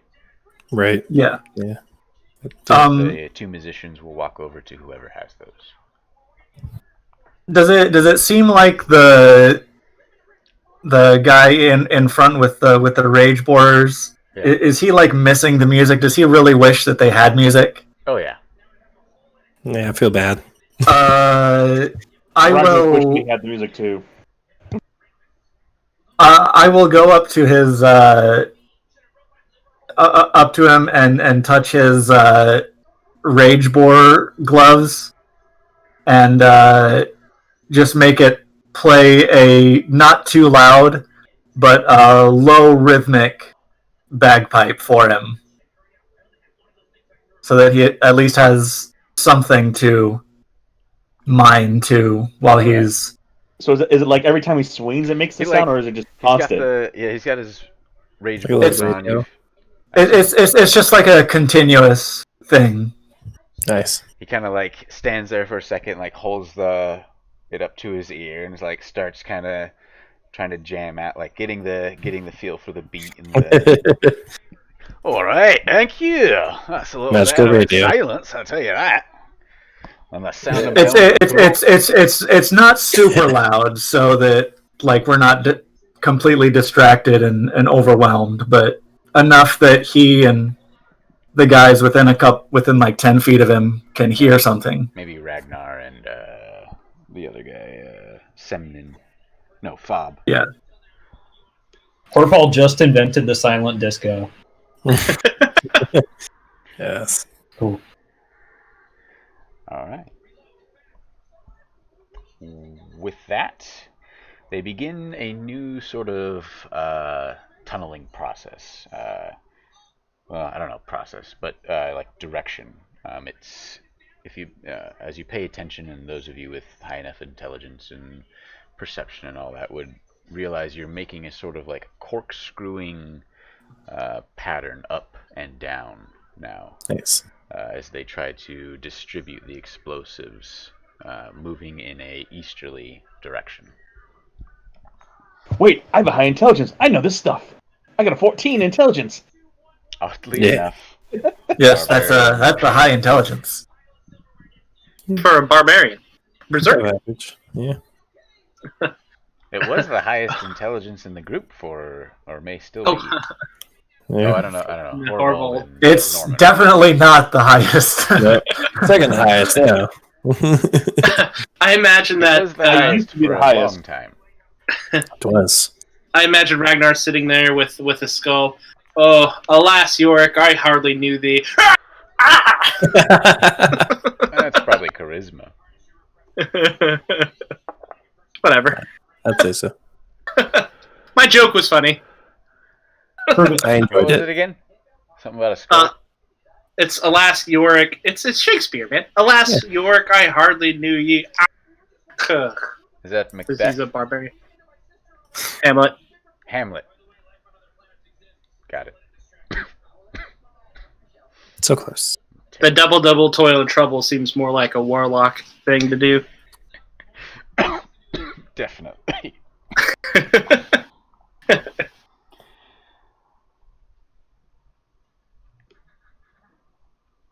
And the Lilar thing seems to be like smothering Ophelia with a pillow.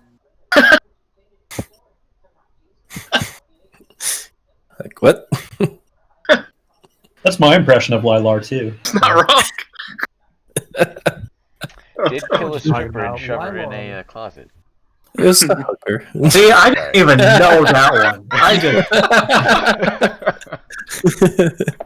A classy hooker. Because Lilar might be the reason Ragnar's the last of his clan. What? To make him a bad person. Yes, only Lilar's fault. I mean, there was possibly another member of it, but he's now dead. You don't know that. Erevon's I don't know that. So, Doss knows that though. Goss knows that. Yeah. I mean, heck, Lila doesn't even know if it was the last one of my clan either. He just killed the guy. I know. yeah, the Dungeon Master knows. All right.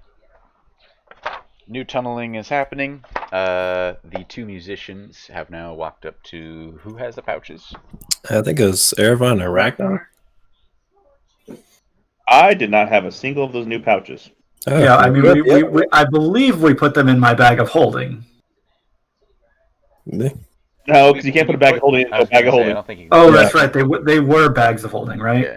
Yeah, Okay. I know. I thought they was divvied up between the party because I didn't get one. I know that for a I fact. believe they were. I wouldn't have kept it. I don't think I would. And who had the other one? Well, regardless, we passed them off to the dwarves. They're like sitting back there because like no one wanted to take them. Oh, Oh, were those important? Oh, Yeah, those bags of explosives. Well, the oh wait, Erevan gave them like when we first met the dwarves. I think Erevan asked to give them to the dwarves, and they took them. Either way, they have them now. Yeah. Whatever combination of Glag thing. and Grug walk around to each member of the group and gather the bags or pull the bags out of their butts, wherever they were. They now have them. And we are keistered him. following behind and at regular intervals place a keg and seem to be like stamping each one with a symbol and Oh boy. like they carry on moving along, setting down a keg, a barrel of powder, putting some kind of like bright red stamp on it, and then moving on. I would look at it and see if I know it, and if I failing that, I would just try to memorize it as much as possible because that seems important for some reason. Roll an Arcana check. Ooh.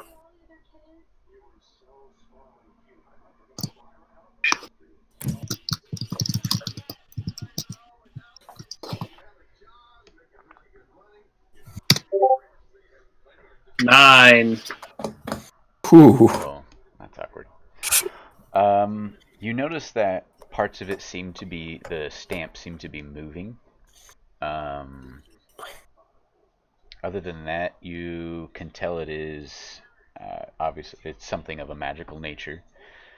And that it does seem to be moving. The sigils and runes inscribed on it change at a regular pattern. Who do I trust? Who do I trust? No one. You don't trust Horvald. any of us. Horvald. Oh. There's a specific Yeah. reason I'm calling Horvald. Have you perchance seen anything like this before?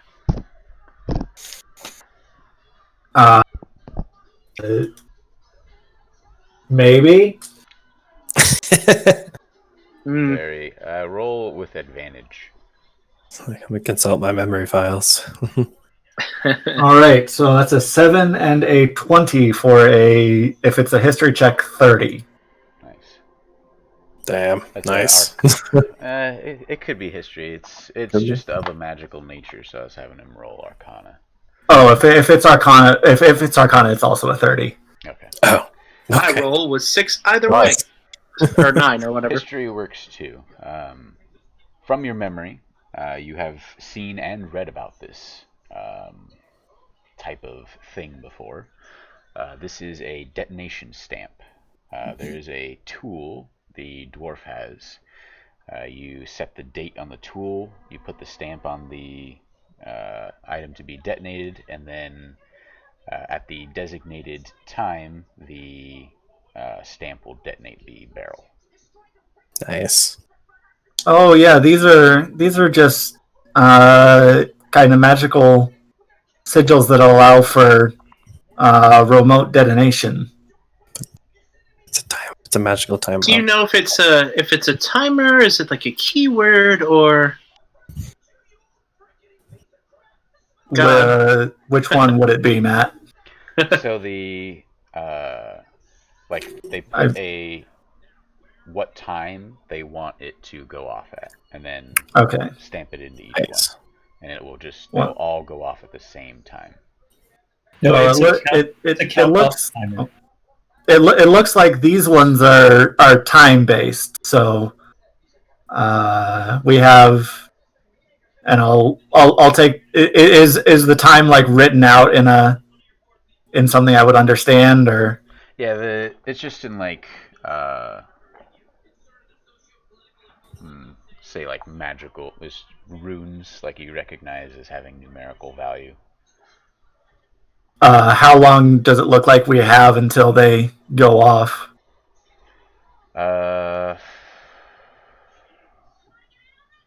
You have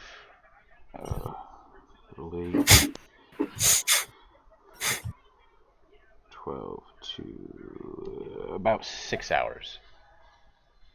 Is that enough time for the dwarves to go up with us and back down, or are they going like? Yeah. I mean, It should be pretty quick. I mean, it's obviously taking longer to drill through all this rock than it will for them to, run backwards. Right. Okay, well, good to know. Thank you. But yeah, we have, 6 hours from now, roughly, until they go off. Okay, thank you, Horvald. We should probably catch up then if it's time, eh? Seems wise. Yeah, we want to be close-ish to the front if we're going to be, breaking through the ground and then trying to get this guy. I'll scurry on up.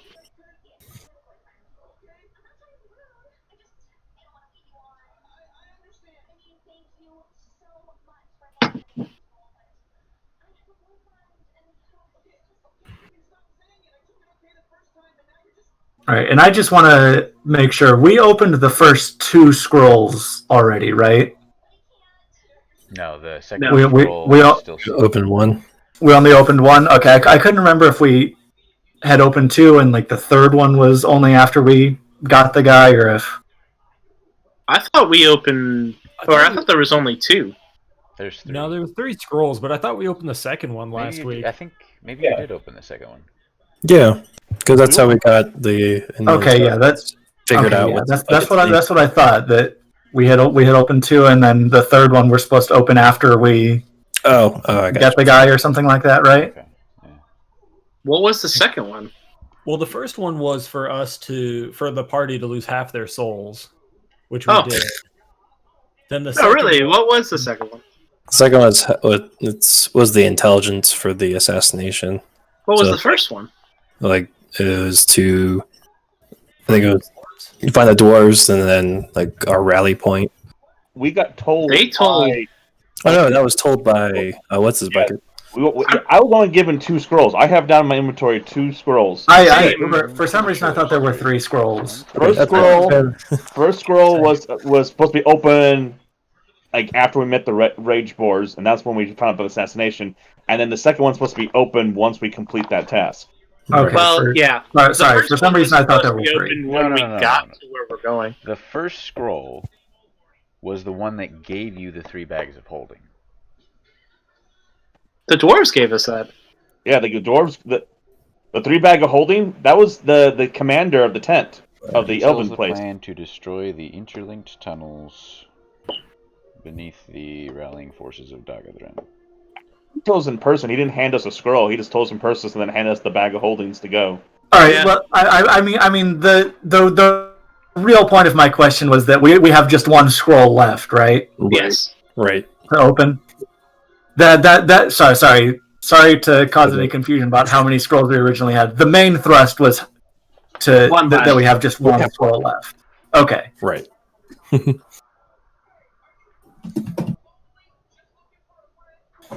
could have swore there were 3 scrolls. Yeah. I only see 2 in my notes, so maybe there Yeah. are 2. Pretty confident it was like intel directly from like the commander, and then open scroll 1 with the dwarves, and then we were waiting on that last one after the assassination. You know what? It wasn't even the captain that gave us, or not the captain. It wasn't even the general that gave us the bags of holding. It was the captain of the airship. Yeah. Well, regardless, we have just the one scroll left, and we just need to prepare to breach the camp. Right. I think Erval will want to take point once we breach the surface. Unless Ragnar really wants to take point. What was the captain's name? Adobo? Let's see. Thanks, Aaron. And Chris. I see you guys smirking. You're welcome. That's the name from a different campaign. Which might actually be Dorobo. I have like Captain Jerry? Captain Terai? Yeah. Of this. I'm pretty sure it was Captain Tory of the Sweet Hill. Oh, the captain of the ship. I wrote down Terry. Yeah. Oh, Terry. That was with an I. Okay. Terry with an I, and there's a thing over the I. See? Look, I have it right here. It's Terry with an I. Okay. Oh yeah, that's an E. It's Terry. Yeah. Yeah. And his first name Bodwin. What happened to his other eye? Get out of this chat. Get out. No, it's beautiful. I love it. Jape took it. I know who that is. I don't. First mate. That's the engineer dwarf. He was the first mate was Bodwin. He's the guy that Horvald made friends with. Yeah. Yeah, I gave him an upgrade or an upgrade idea for the exhaust or the engine. I mean. Yeah.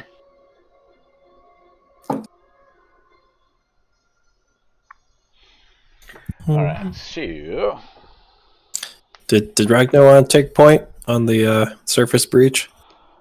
First off, let's have everybody roll perception checks. You can take the point. That's fine. I'm fine with that. Let's see what our average is. Perceptify.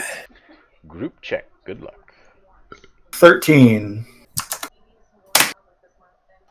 14. Yep, 14. Ooh. Nice. 22. Nice. Plus 10, I got 14. Damn it. Happens. I got 19. Nice.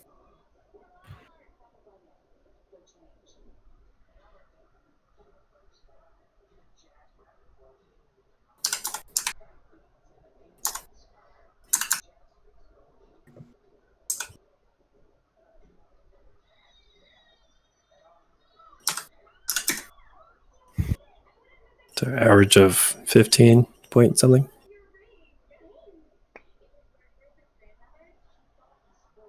Mm-hmm.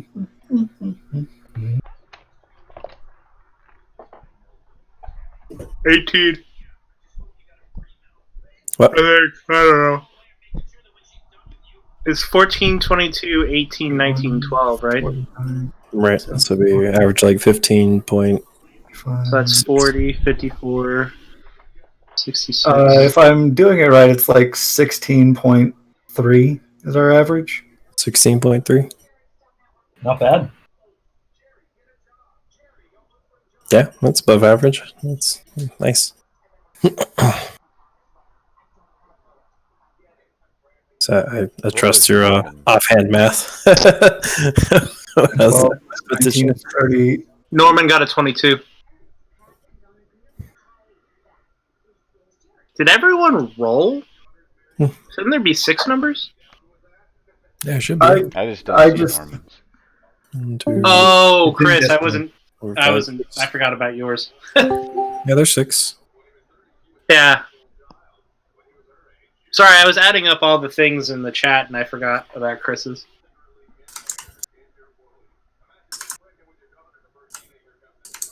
That is so cool.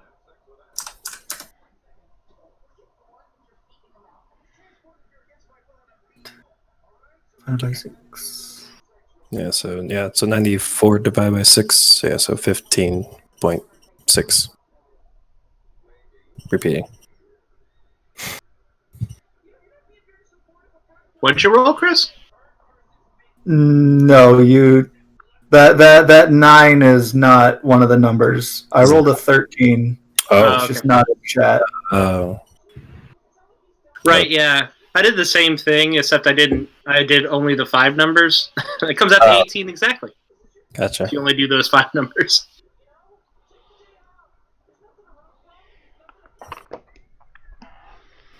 No, it comes out to 17. Whatever. Damn it. Math. Not my expertise. I hate myself.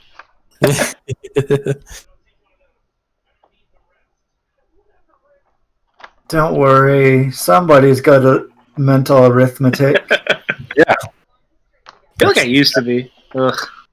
Got the math major. I mean, I know plenty of math majors and minors who were not great at mental math. That's fair. ADHD is hard. Yeah, that's fair.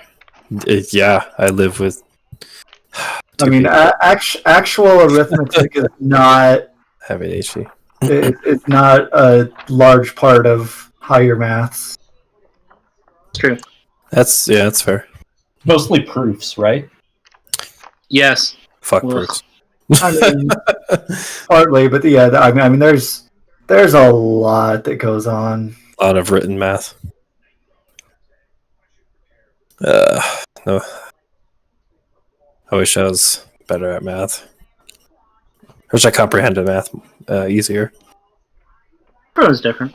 Yeah. I topped out at trigonometry. I don't get that shit. Yeah. I specifically remember there was one question that was like, the shadow of the flagpole is this long, like, how big is the flag or whatever? And I was just like, just measure the fucking flag. This isn't like, give me a measuring tape. Yeah. Good to go.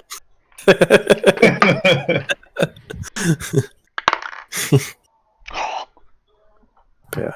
Alrighty then. Well, my first roll of the night was a natural 1, so. Oh. Oh for boy. you guys. Oh man. That's So I'll just talk about math. right.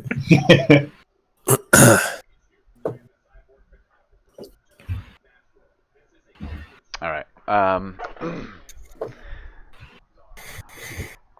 As you're traveling along behind, you are listening to the rage boars ahead smashing their way through the tunnel. The 2 musicians steadily putting out barrel after barrel, giving him the magical stamp sigil of time detonation. And after, say, about an hour traveling in this strange up and down corkscrew easterly pace direction, you hear a rumble, and the ground around you shakes with a greater force than what's being given off from the rage boar ahead of you.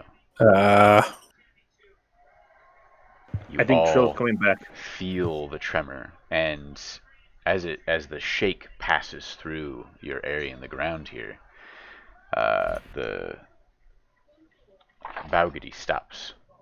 He, drops his hands to his side and kind of looks around. What the hell is that?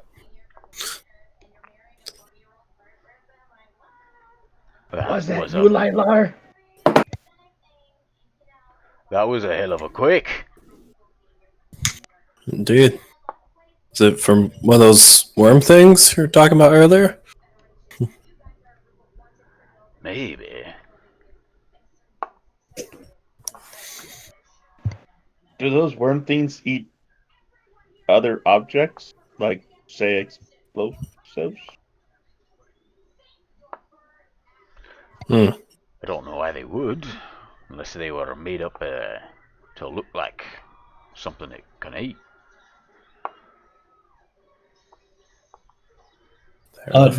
Norman pops up and says, I know how to Misty Step. If I could take one of the pouches of explosives, I'll just teleport out. I don't know that that's. I mean, I guess I wouldn't know. Okay.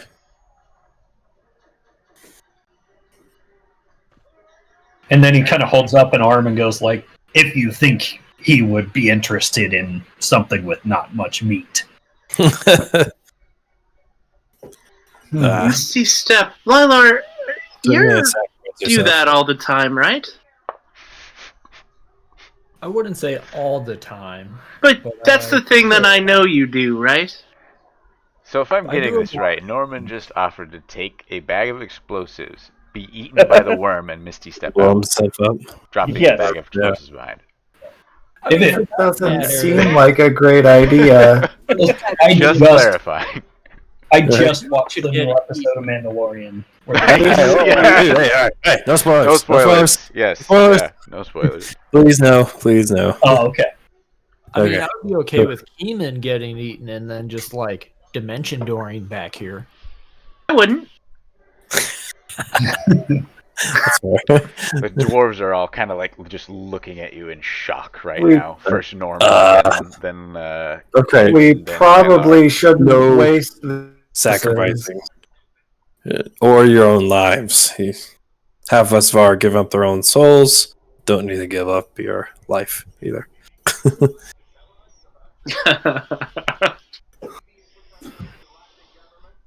what do they have to lose? Oh yeah, their Yeah. life. Yeah, their life. I feel Their like life they have gone. more to lose. I mean, he lost a soul and Norman feels fine. So, like, what's losing a life? Now. Like, It's fine. Yeah. Enslavement is new deity. yeah, why not? Oh, I can't wait to start using this. I'm so excited. Like I know that like happiness because I'm waiting for my game to continue in January so I can spring something on my players. Yeah. What's our play here? We have to keep making loud banging noises, and that thing I'm sure is it likes that. I'm assuming, or is attracted. How do we? What's our play here? Anyone got an idea? Don't get eaten. Okay, well that should be rule 1. What's rule 2? Should probably try and get out of here as quickly as possible. Okay, thank you. Yes, I think that's all part of what we're doing. Does anyone have a plan of any sort? Kill the worm. Okay, good. This Is- brainstorming session's going well, everybody. Now, does Kinda- anyone have a I specific mean, plan? we're on a time crunch as the Right. party set what? to explode. I think we press forward and deal with whatever it comes. Indeed. Wait, we're on a time crunch? Oh, yeah, because we passed the 10-hour mark. Also, yes, these barrels are going to explode in about 5 hours and X minutes, give or take. Oh yeah. Let's keep moving then. The dwarves have continued on. That's what I've assumed. Okay. And Oh, since I'm helping the dwarves, I'd probably be going with them because I'm trying to help them get this tunnel done as fast. Okay, well, let's catch up and deal with this worm when the time comes. Anyone have any ways to tell where the worm is? I forgot anything? to mention, and everybody else did as well. Twill has rejoined with the group. I Okay. asked about Twill, and no one did ever you? said anything. I Yeah. didn't hear it. I'm sorry. Oh, Yeah. I thought you said Twill made it over the. Oh, I guess we wouldn't know that though. Yeah, I asked about I was a Twill. little concerned. That's when Rob did the dark humor of that. Since I can replace him, and so I've been on the assumption that I've been helping out this whole entire time. Ragnar, I want you to know that was in character and not humorous. That was what Keeman really said in a very serious tone and not humorous. Oh. Just so you know. What did he say? He said I was making a dark joke. That wasn't a dark joke. What? About Oh, Twill being dead. The Twill, because I was like, "Where's Twill?" And he's like, "Well, Ragnar, since you took his spot, we're gonna get there all fine. It's gonna be okay." Basically, it was like what he basically was reassuring me. He's like, "We don't need Twill. We got you to take his spot. You're helping. You took his spot." Ragnar specifically said, "What happens if Twill gets attacked by the worm?" And I walked up and said, "Well, we'll still make it." Not a joke. Very specifically. Well, Twill eventually rejoins and takes Ragnar's position, Oh, good. I was concerned. insisting Ragnar get to the defense since now there's prowling death worms. No, yes.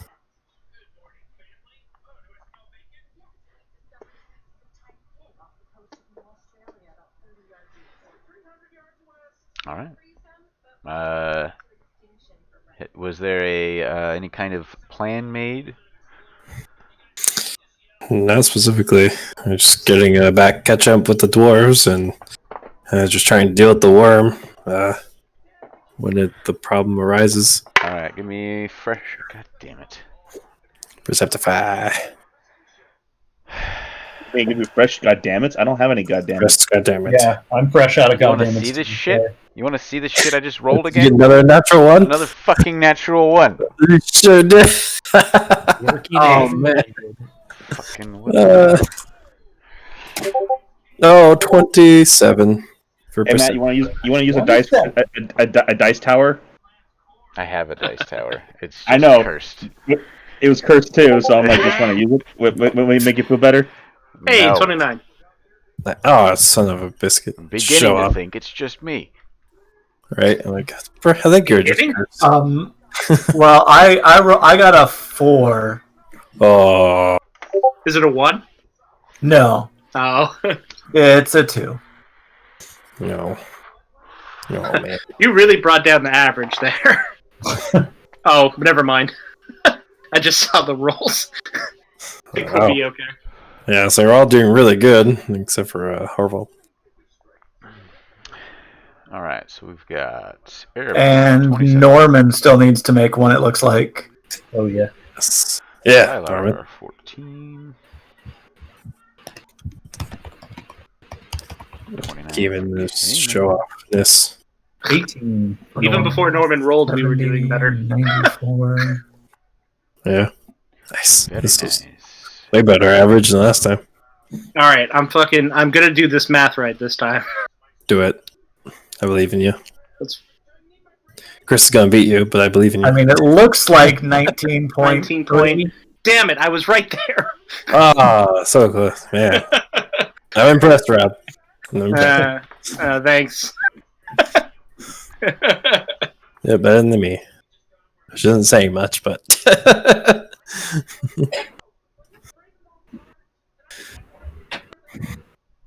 And that's with a basically useless roll. nice. Well, you make Norman's into a 20. 19 average. Jesus Christ. Is that a dog or a human? Yes. Just yes. The answer is yes. A Yes. dog human? A cool dog? Human dog? And that's what we classify Nick, right? As Yes.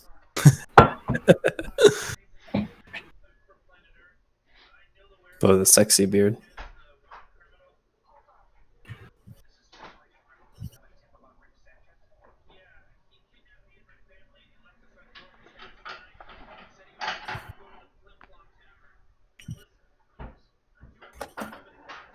Yeah.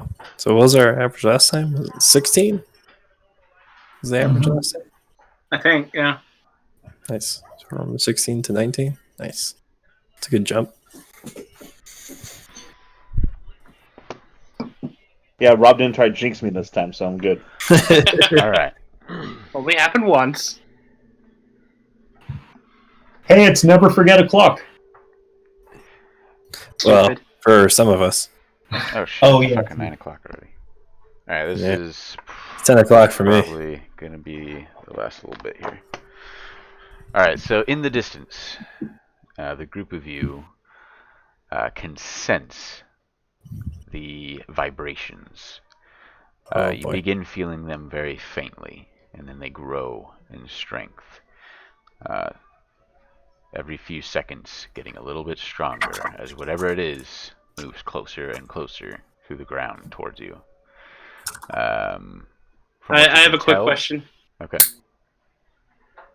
Are they good vibrations? Yes! Yes! Thank you.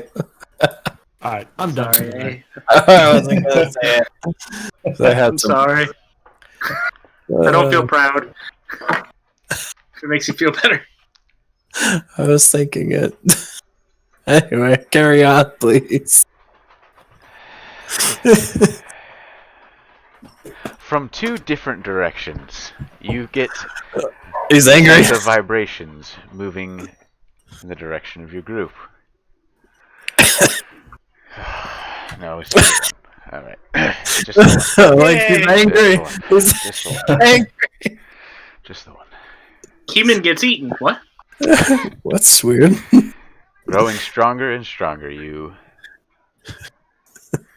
can feel whatever this is that's causing the vibrations moving closer and closer towards the group. Based off your senses before, you gauge it's maybe 15, 20 seconds out. And it is coming, if you're facing forward, you're about 10 feet back from the group of rage boars. The vibrations are coming from up and to the right. Oh, You have Can we about try to- 15 to 20 seconds to prepare. Do we we'll say have a sense? 3 turns. Do we have a sense where specifically the vibrations are going to, in like a direction? In your direction, to us. getting stronger and stronger. When you say us, do you mean the party or the dwarves? You as an entire group, including the dwarves.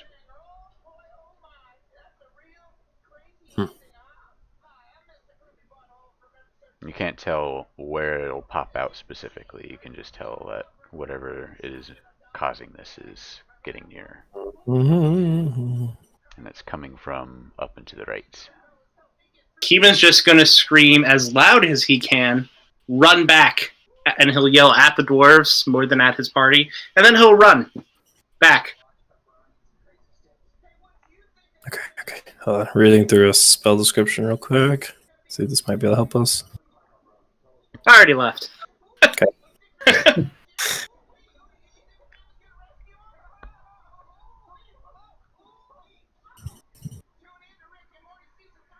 Hopefully the dwarves followed. I don't know. What's everyone else doing? Horvald is following. Horvald's getting away. So I'm reading through a spell real quick. See if We can't cast haste, cleric. nope, sure can't. If only I hadn't knew a sorcerer. Well, I Wait. mean, you know. Wylar would be going with Keeman and hopefully the dwarves. Yeah. Hopefully. Okay, what spell slots do I have left? Ormond would follow the other spellcasters. Good call. Plenty. Don't want to be near whatever it is. Well, one spellcaster's still up there. Indeed. Hold on.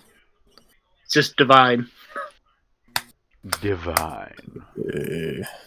What's Ragnar doing? Gonna get eaten?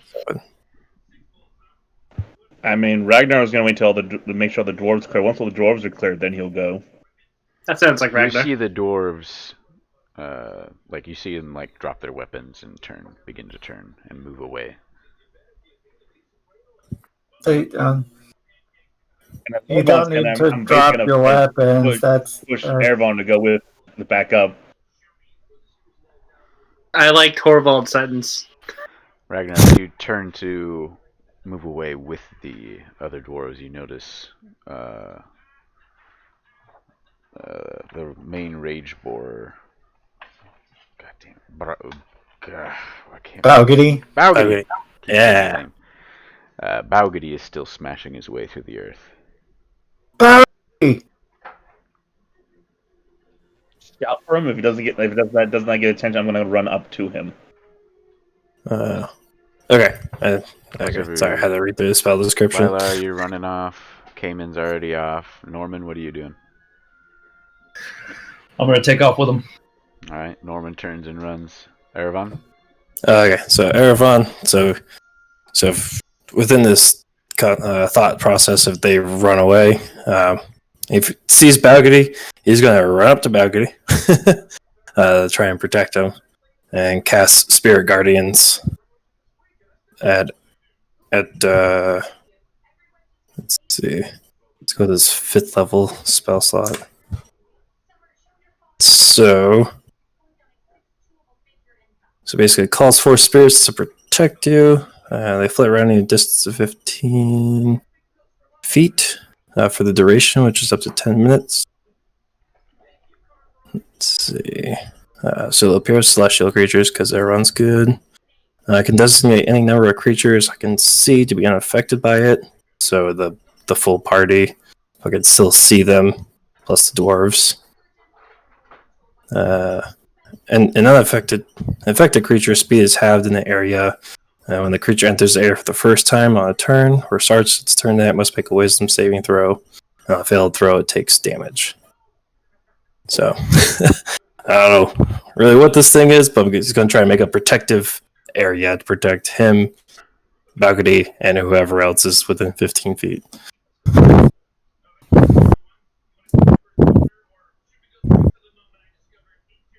Are they little hammer babies? Yeah, what are they?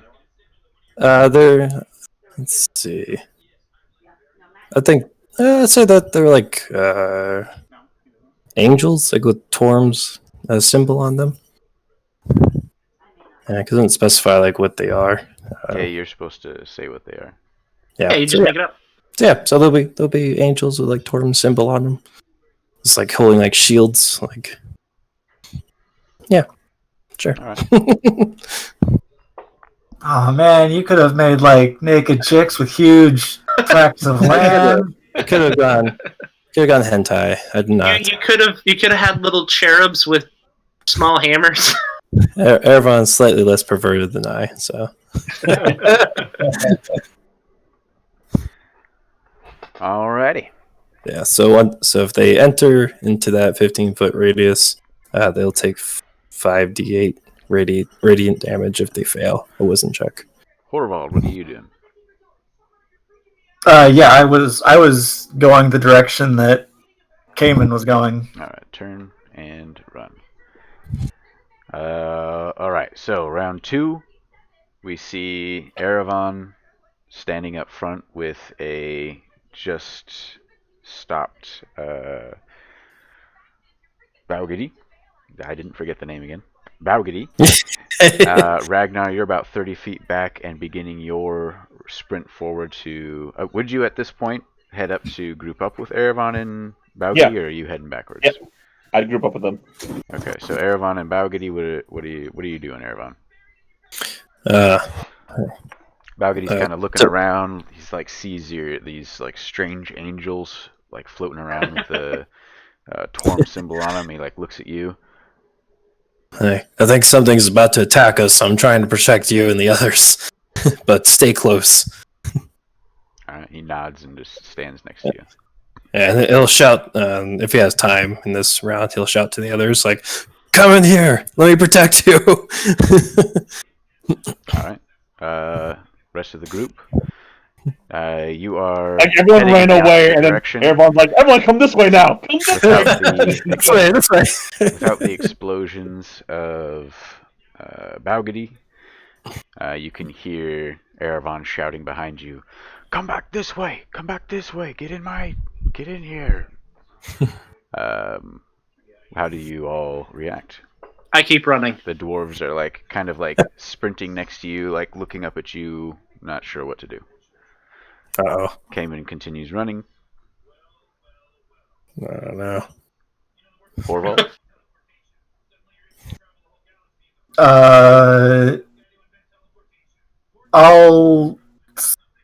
I'll slow my pace of going away, but I'm like walking backwards, and I will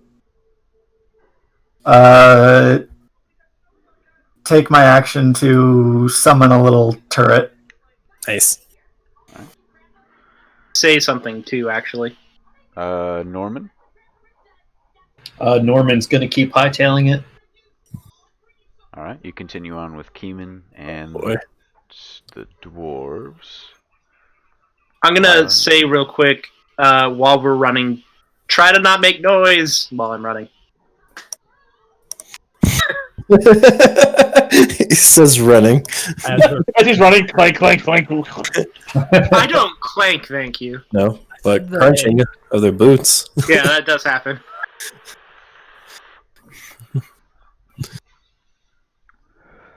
All right.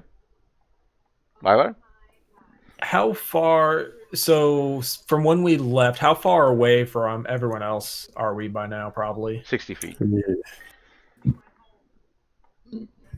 You're on round I'd 2. probably go till maybe about 100 feet. So almost 2 more moves, and then I would stop and like turn around. I and guess look. so. From where you are to Erevan and Baugady and Ragnar, it's about 90 feet.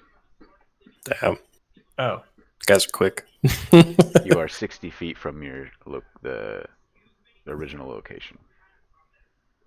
I would go a little bit further then till I'm maybe about 100-ish feet away. So maybe another 10 feet or so. Then I would stop and turn around and look to see what's going on with them. Waiting for the bait to get caught. All right. Cayman is continuing on. Ragnar. So 15 feet out from Erevan is this strange, like everything inside the 15-foot area around him kind of like glimmers a little bit. You see like little kind of glimmers in the air, and then you see these like little miniature angels with the symbol of Torm emblazoned on their chest, large metal plate shields and long swords in their offhands, all kind of like flitting and flying around him, into the stone, out of the stone, just in a constant motion, encircling him and Baugady.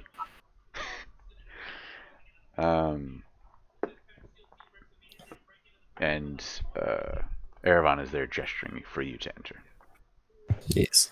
I will draw my weapon and go into this magical circle of weirdness. And basically like, we got a plan? Right. No. Round 3. No.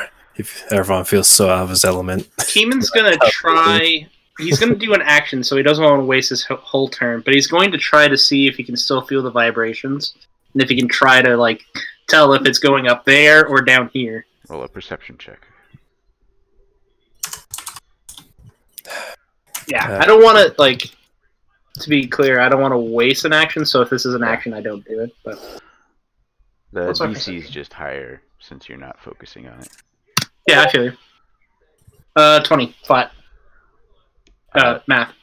The vibrations are getting stronger, but you're not sure you're still not sure where it's going to pop out. Okay, this time I only move half speed. And how far in front of me can I see? The turn of curves, I know. I think. Yeah, probably to like the end of your dark vision, about 6. No, because it was the corkscrew part. Maybe like 20, 30 feet. All right. Well, I'm gonna stop hard then. A little bit before that. I'm gonna yell out "stop," and I'm in front of me, as far reaching in front of me as I can. Even like if the even if the tunnel curves, The channel. I try to cast it down the curve as much as possible. I'm just gonna throw a fireball as far down as I can. Let's pull a wanted. Yeah, and I'll yell "stop." Fireball. Alright, so I will yell at "stop" 100 and feet shush. out, first off, Lila, you cannot see the other 3 members. You have gone around a curve and you no longer have line of sight on the rest of them, so you'll have to go back about 40 feet or so to get vision of them again. Unless you, on your previous turn, if you would have tried to keep them in sight, then you are about like 30, 40 feet from them. Yeah, when I turned around, if I couldn't see them, I would have started making my way back so that I could at least have visuals on what's going on. Well, then you wouldn't have gone that far. You just went your 30 or 40 feet, and then round 2, you're just kind of peeking around the corner, keeping your eye on them. So round 3, you see Erevan, Ragnar, and Baugadi in the tunnel, and he's kind of like, motioning at you. He saw you. He can see you like looking around the corner. Can you do anything? Just continue to watch. Yeah, I'm just gonna keep watching. Okay. Waiting for something to. Don't worry, Lilar. I can't see you. Alright, so round 3 came in. You went. What'd you say? Like 10 more feet? If I was that close to the edge of the tunnel, then I probably would have stopped moving forward, and I would have yelled. Gone around the corner and are like on the next curl heading up. Yeah, they are out of your sight. Oh, I don't care about them. Okay. Like if I'm trying to be as far away as possible from the where I'm casting the fireball. So whatever that means, I would do that, and I would yell "stop, shush," and then cast fireball at the other edge of the tunnel as far as possible. Okay. You know, Where there's Lilar is? explosives, right? Let's curve the fireball. Hey, let's hope I don't hit it. Yeah. How's that? Love you too, Keeman. Thanks. Look, all right, Keevan's just figuring that this thing's vision might be based on sound, so All right, he doesn't actually know that, but you guys will die if it's wrong. So just to give you a visual here, at the top of the 3rd round, you have ran down the long portion of one of the curls and have gone up 1 turn and are now heading down the long portion of the second long portion. You are... Cayman has stopped at the end of this one where it begins to curl up in the corkscrew to the last level you were on. And has like turned and is visibly like readying some kind of magic and looking down the hallway behind you. Norman, Horvald, and just Norman, Horvald. What are the 2 of you doing? You have the dwarves with you, and would at this point be near passing by Cayman, who has stopped. I mean, I was already slower than Cayman. I'd probably like to head back up just a little bit so I can try to see the rest of our party that are at the end of the. So you're gonna go back down to where Lilar is, basically. Yeah. So you can have vision on Erevan and Ragnar. Yeah. Okay. So from Cayman's position, you have lost sight of Lilar and Horvald, and then you know Ragnar and Erevan are even farther down the tunnel. Norman, what are you doing? If I see Keeman stop, I'll go ahead and turn around. All right. I don't have a spell in mind what I would be preparing. So I'll just say I'll prepare, just be ready next to him, like looking down the tunnel. All right. And I guess when I stop, I'll ask, like, what's the plan?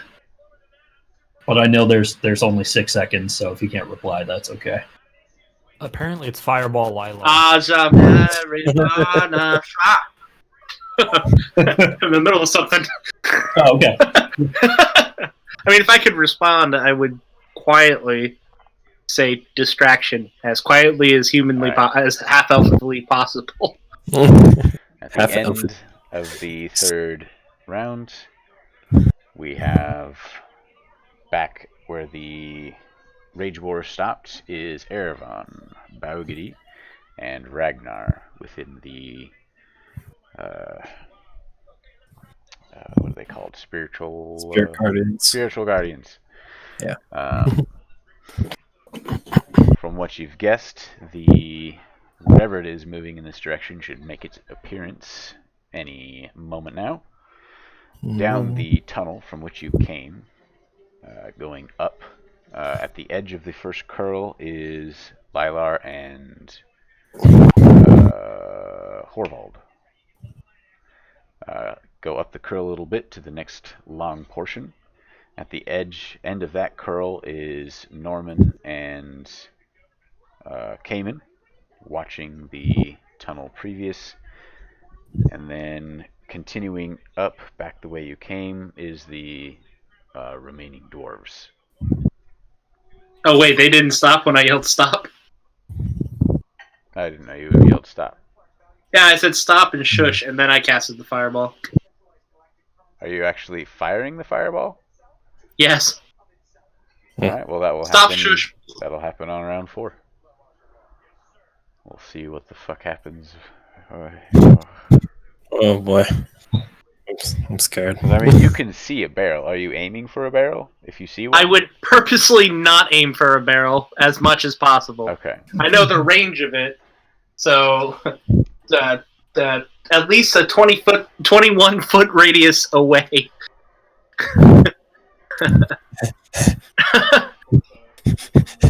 Too close for comfort. Actually, if I know that, hold on, I might change the spell.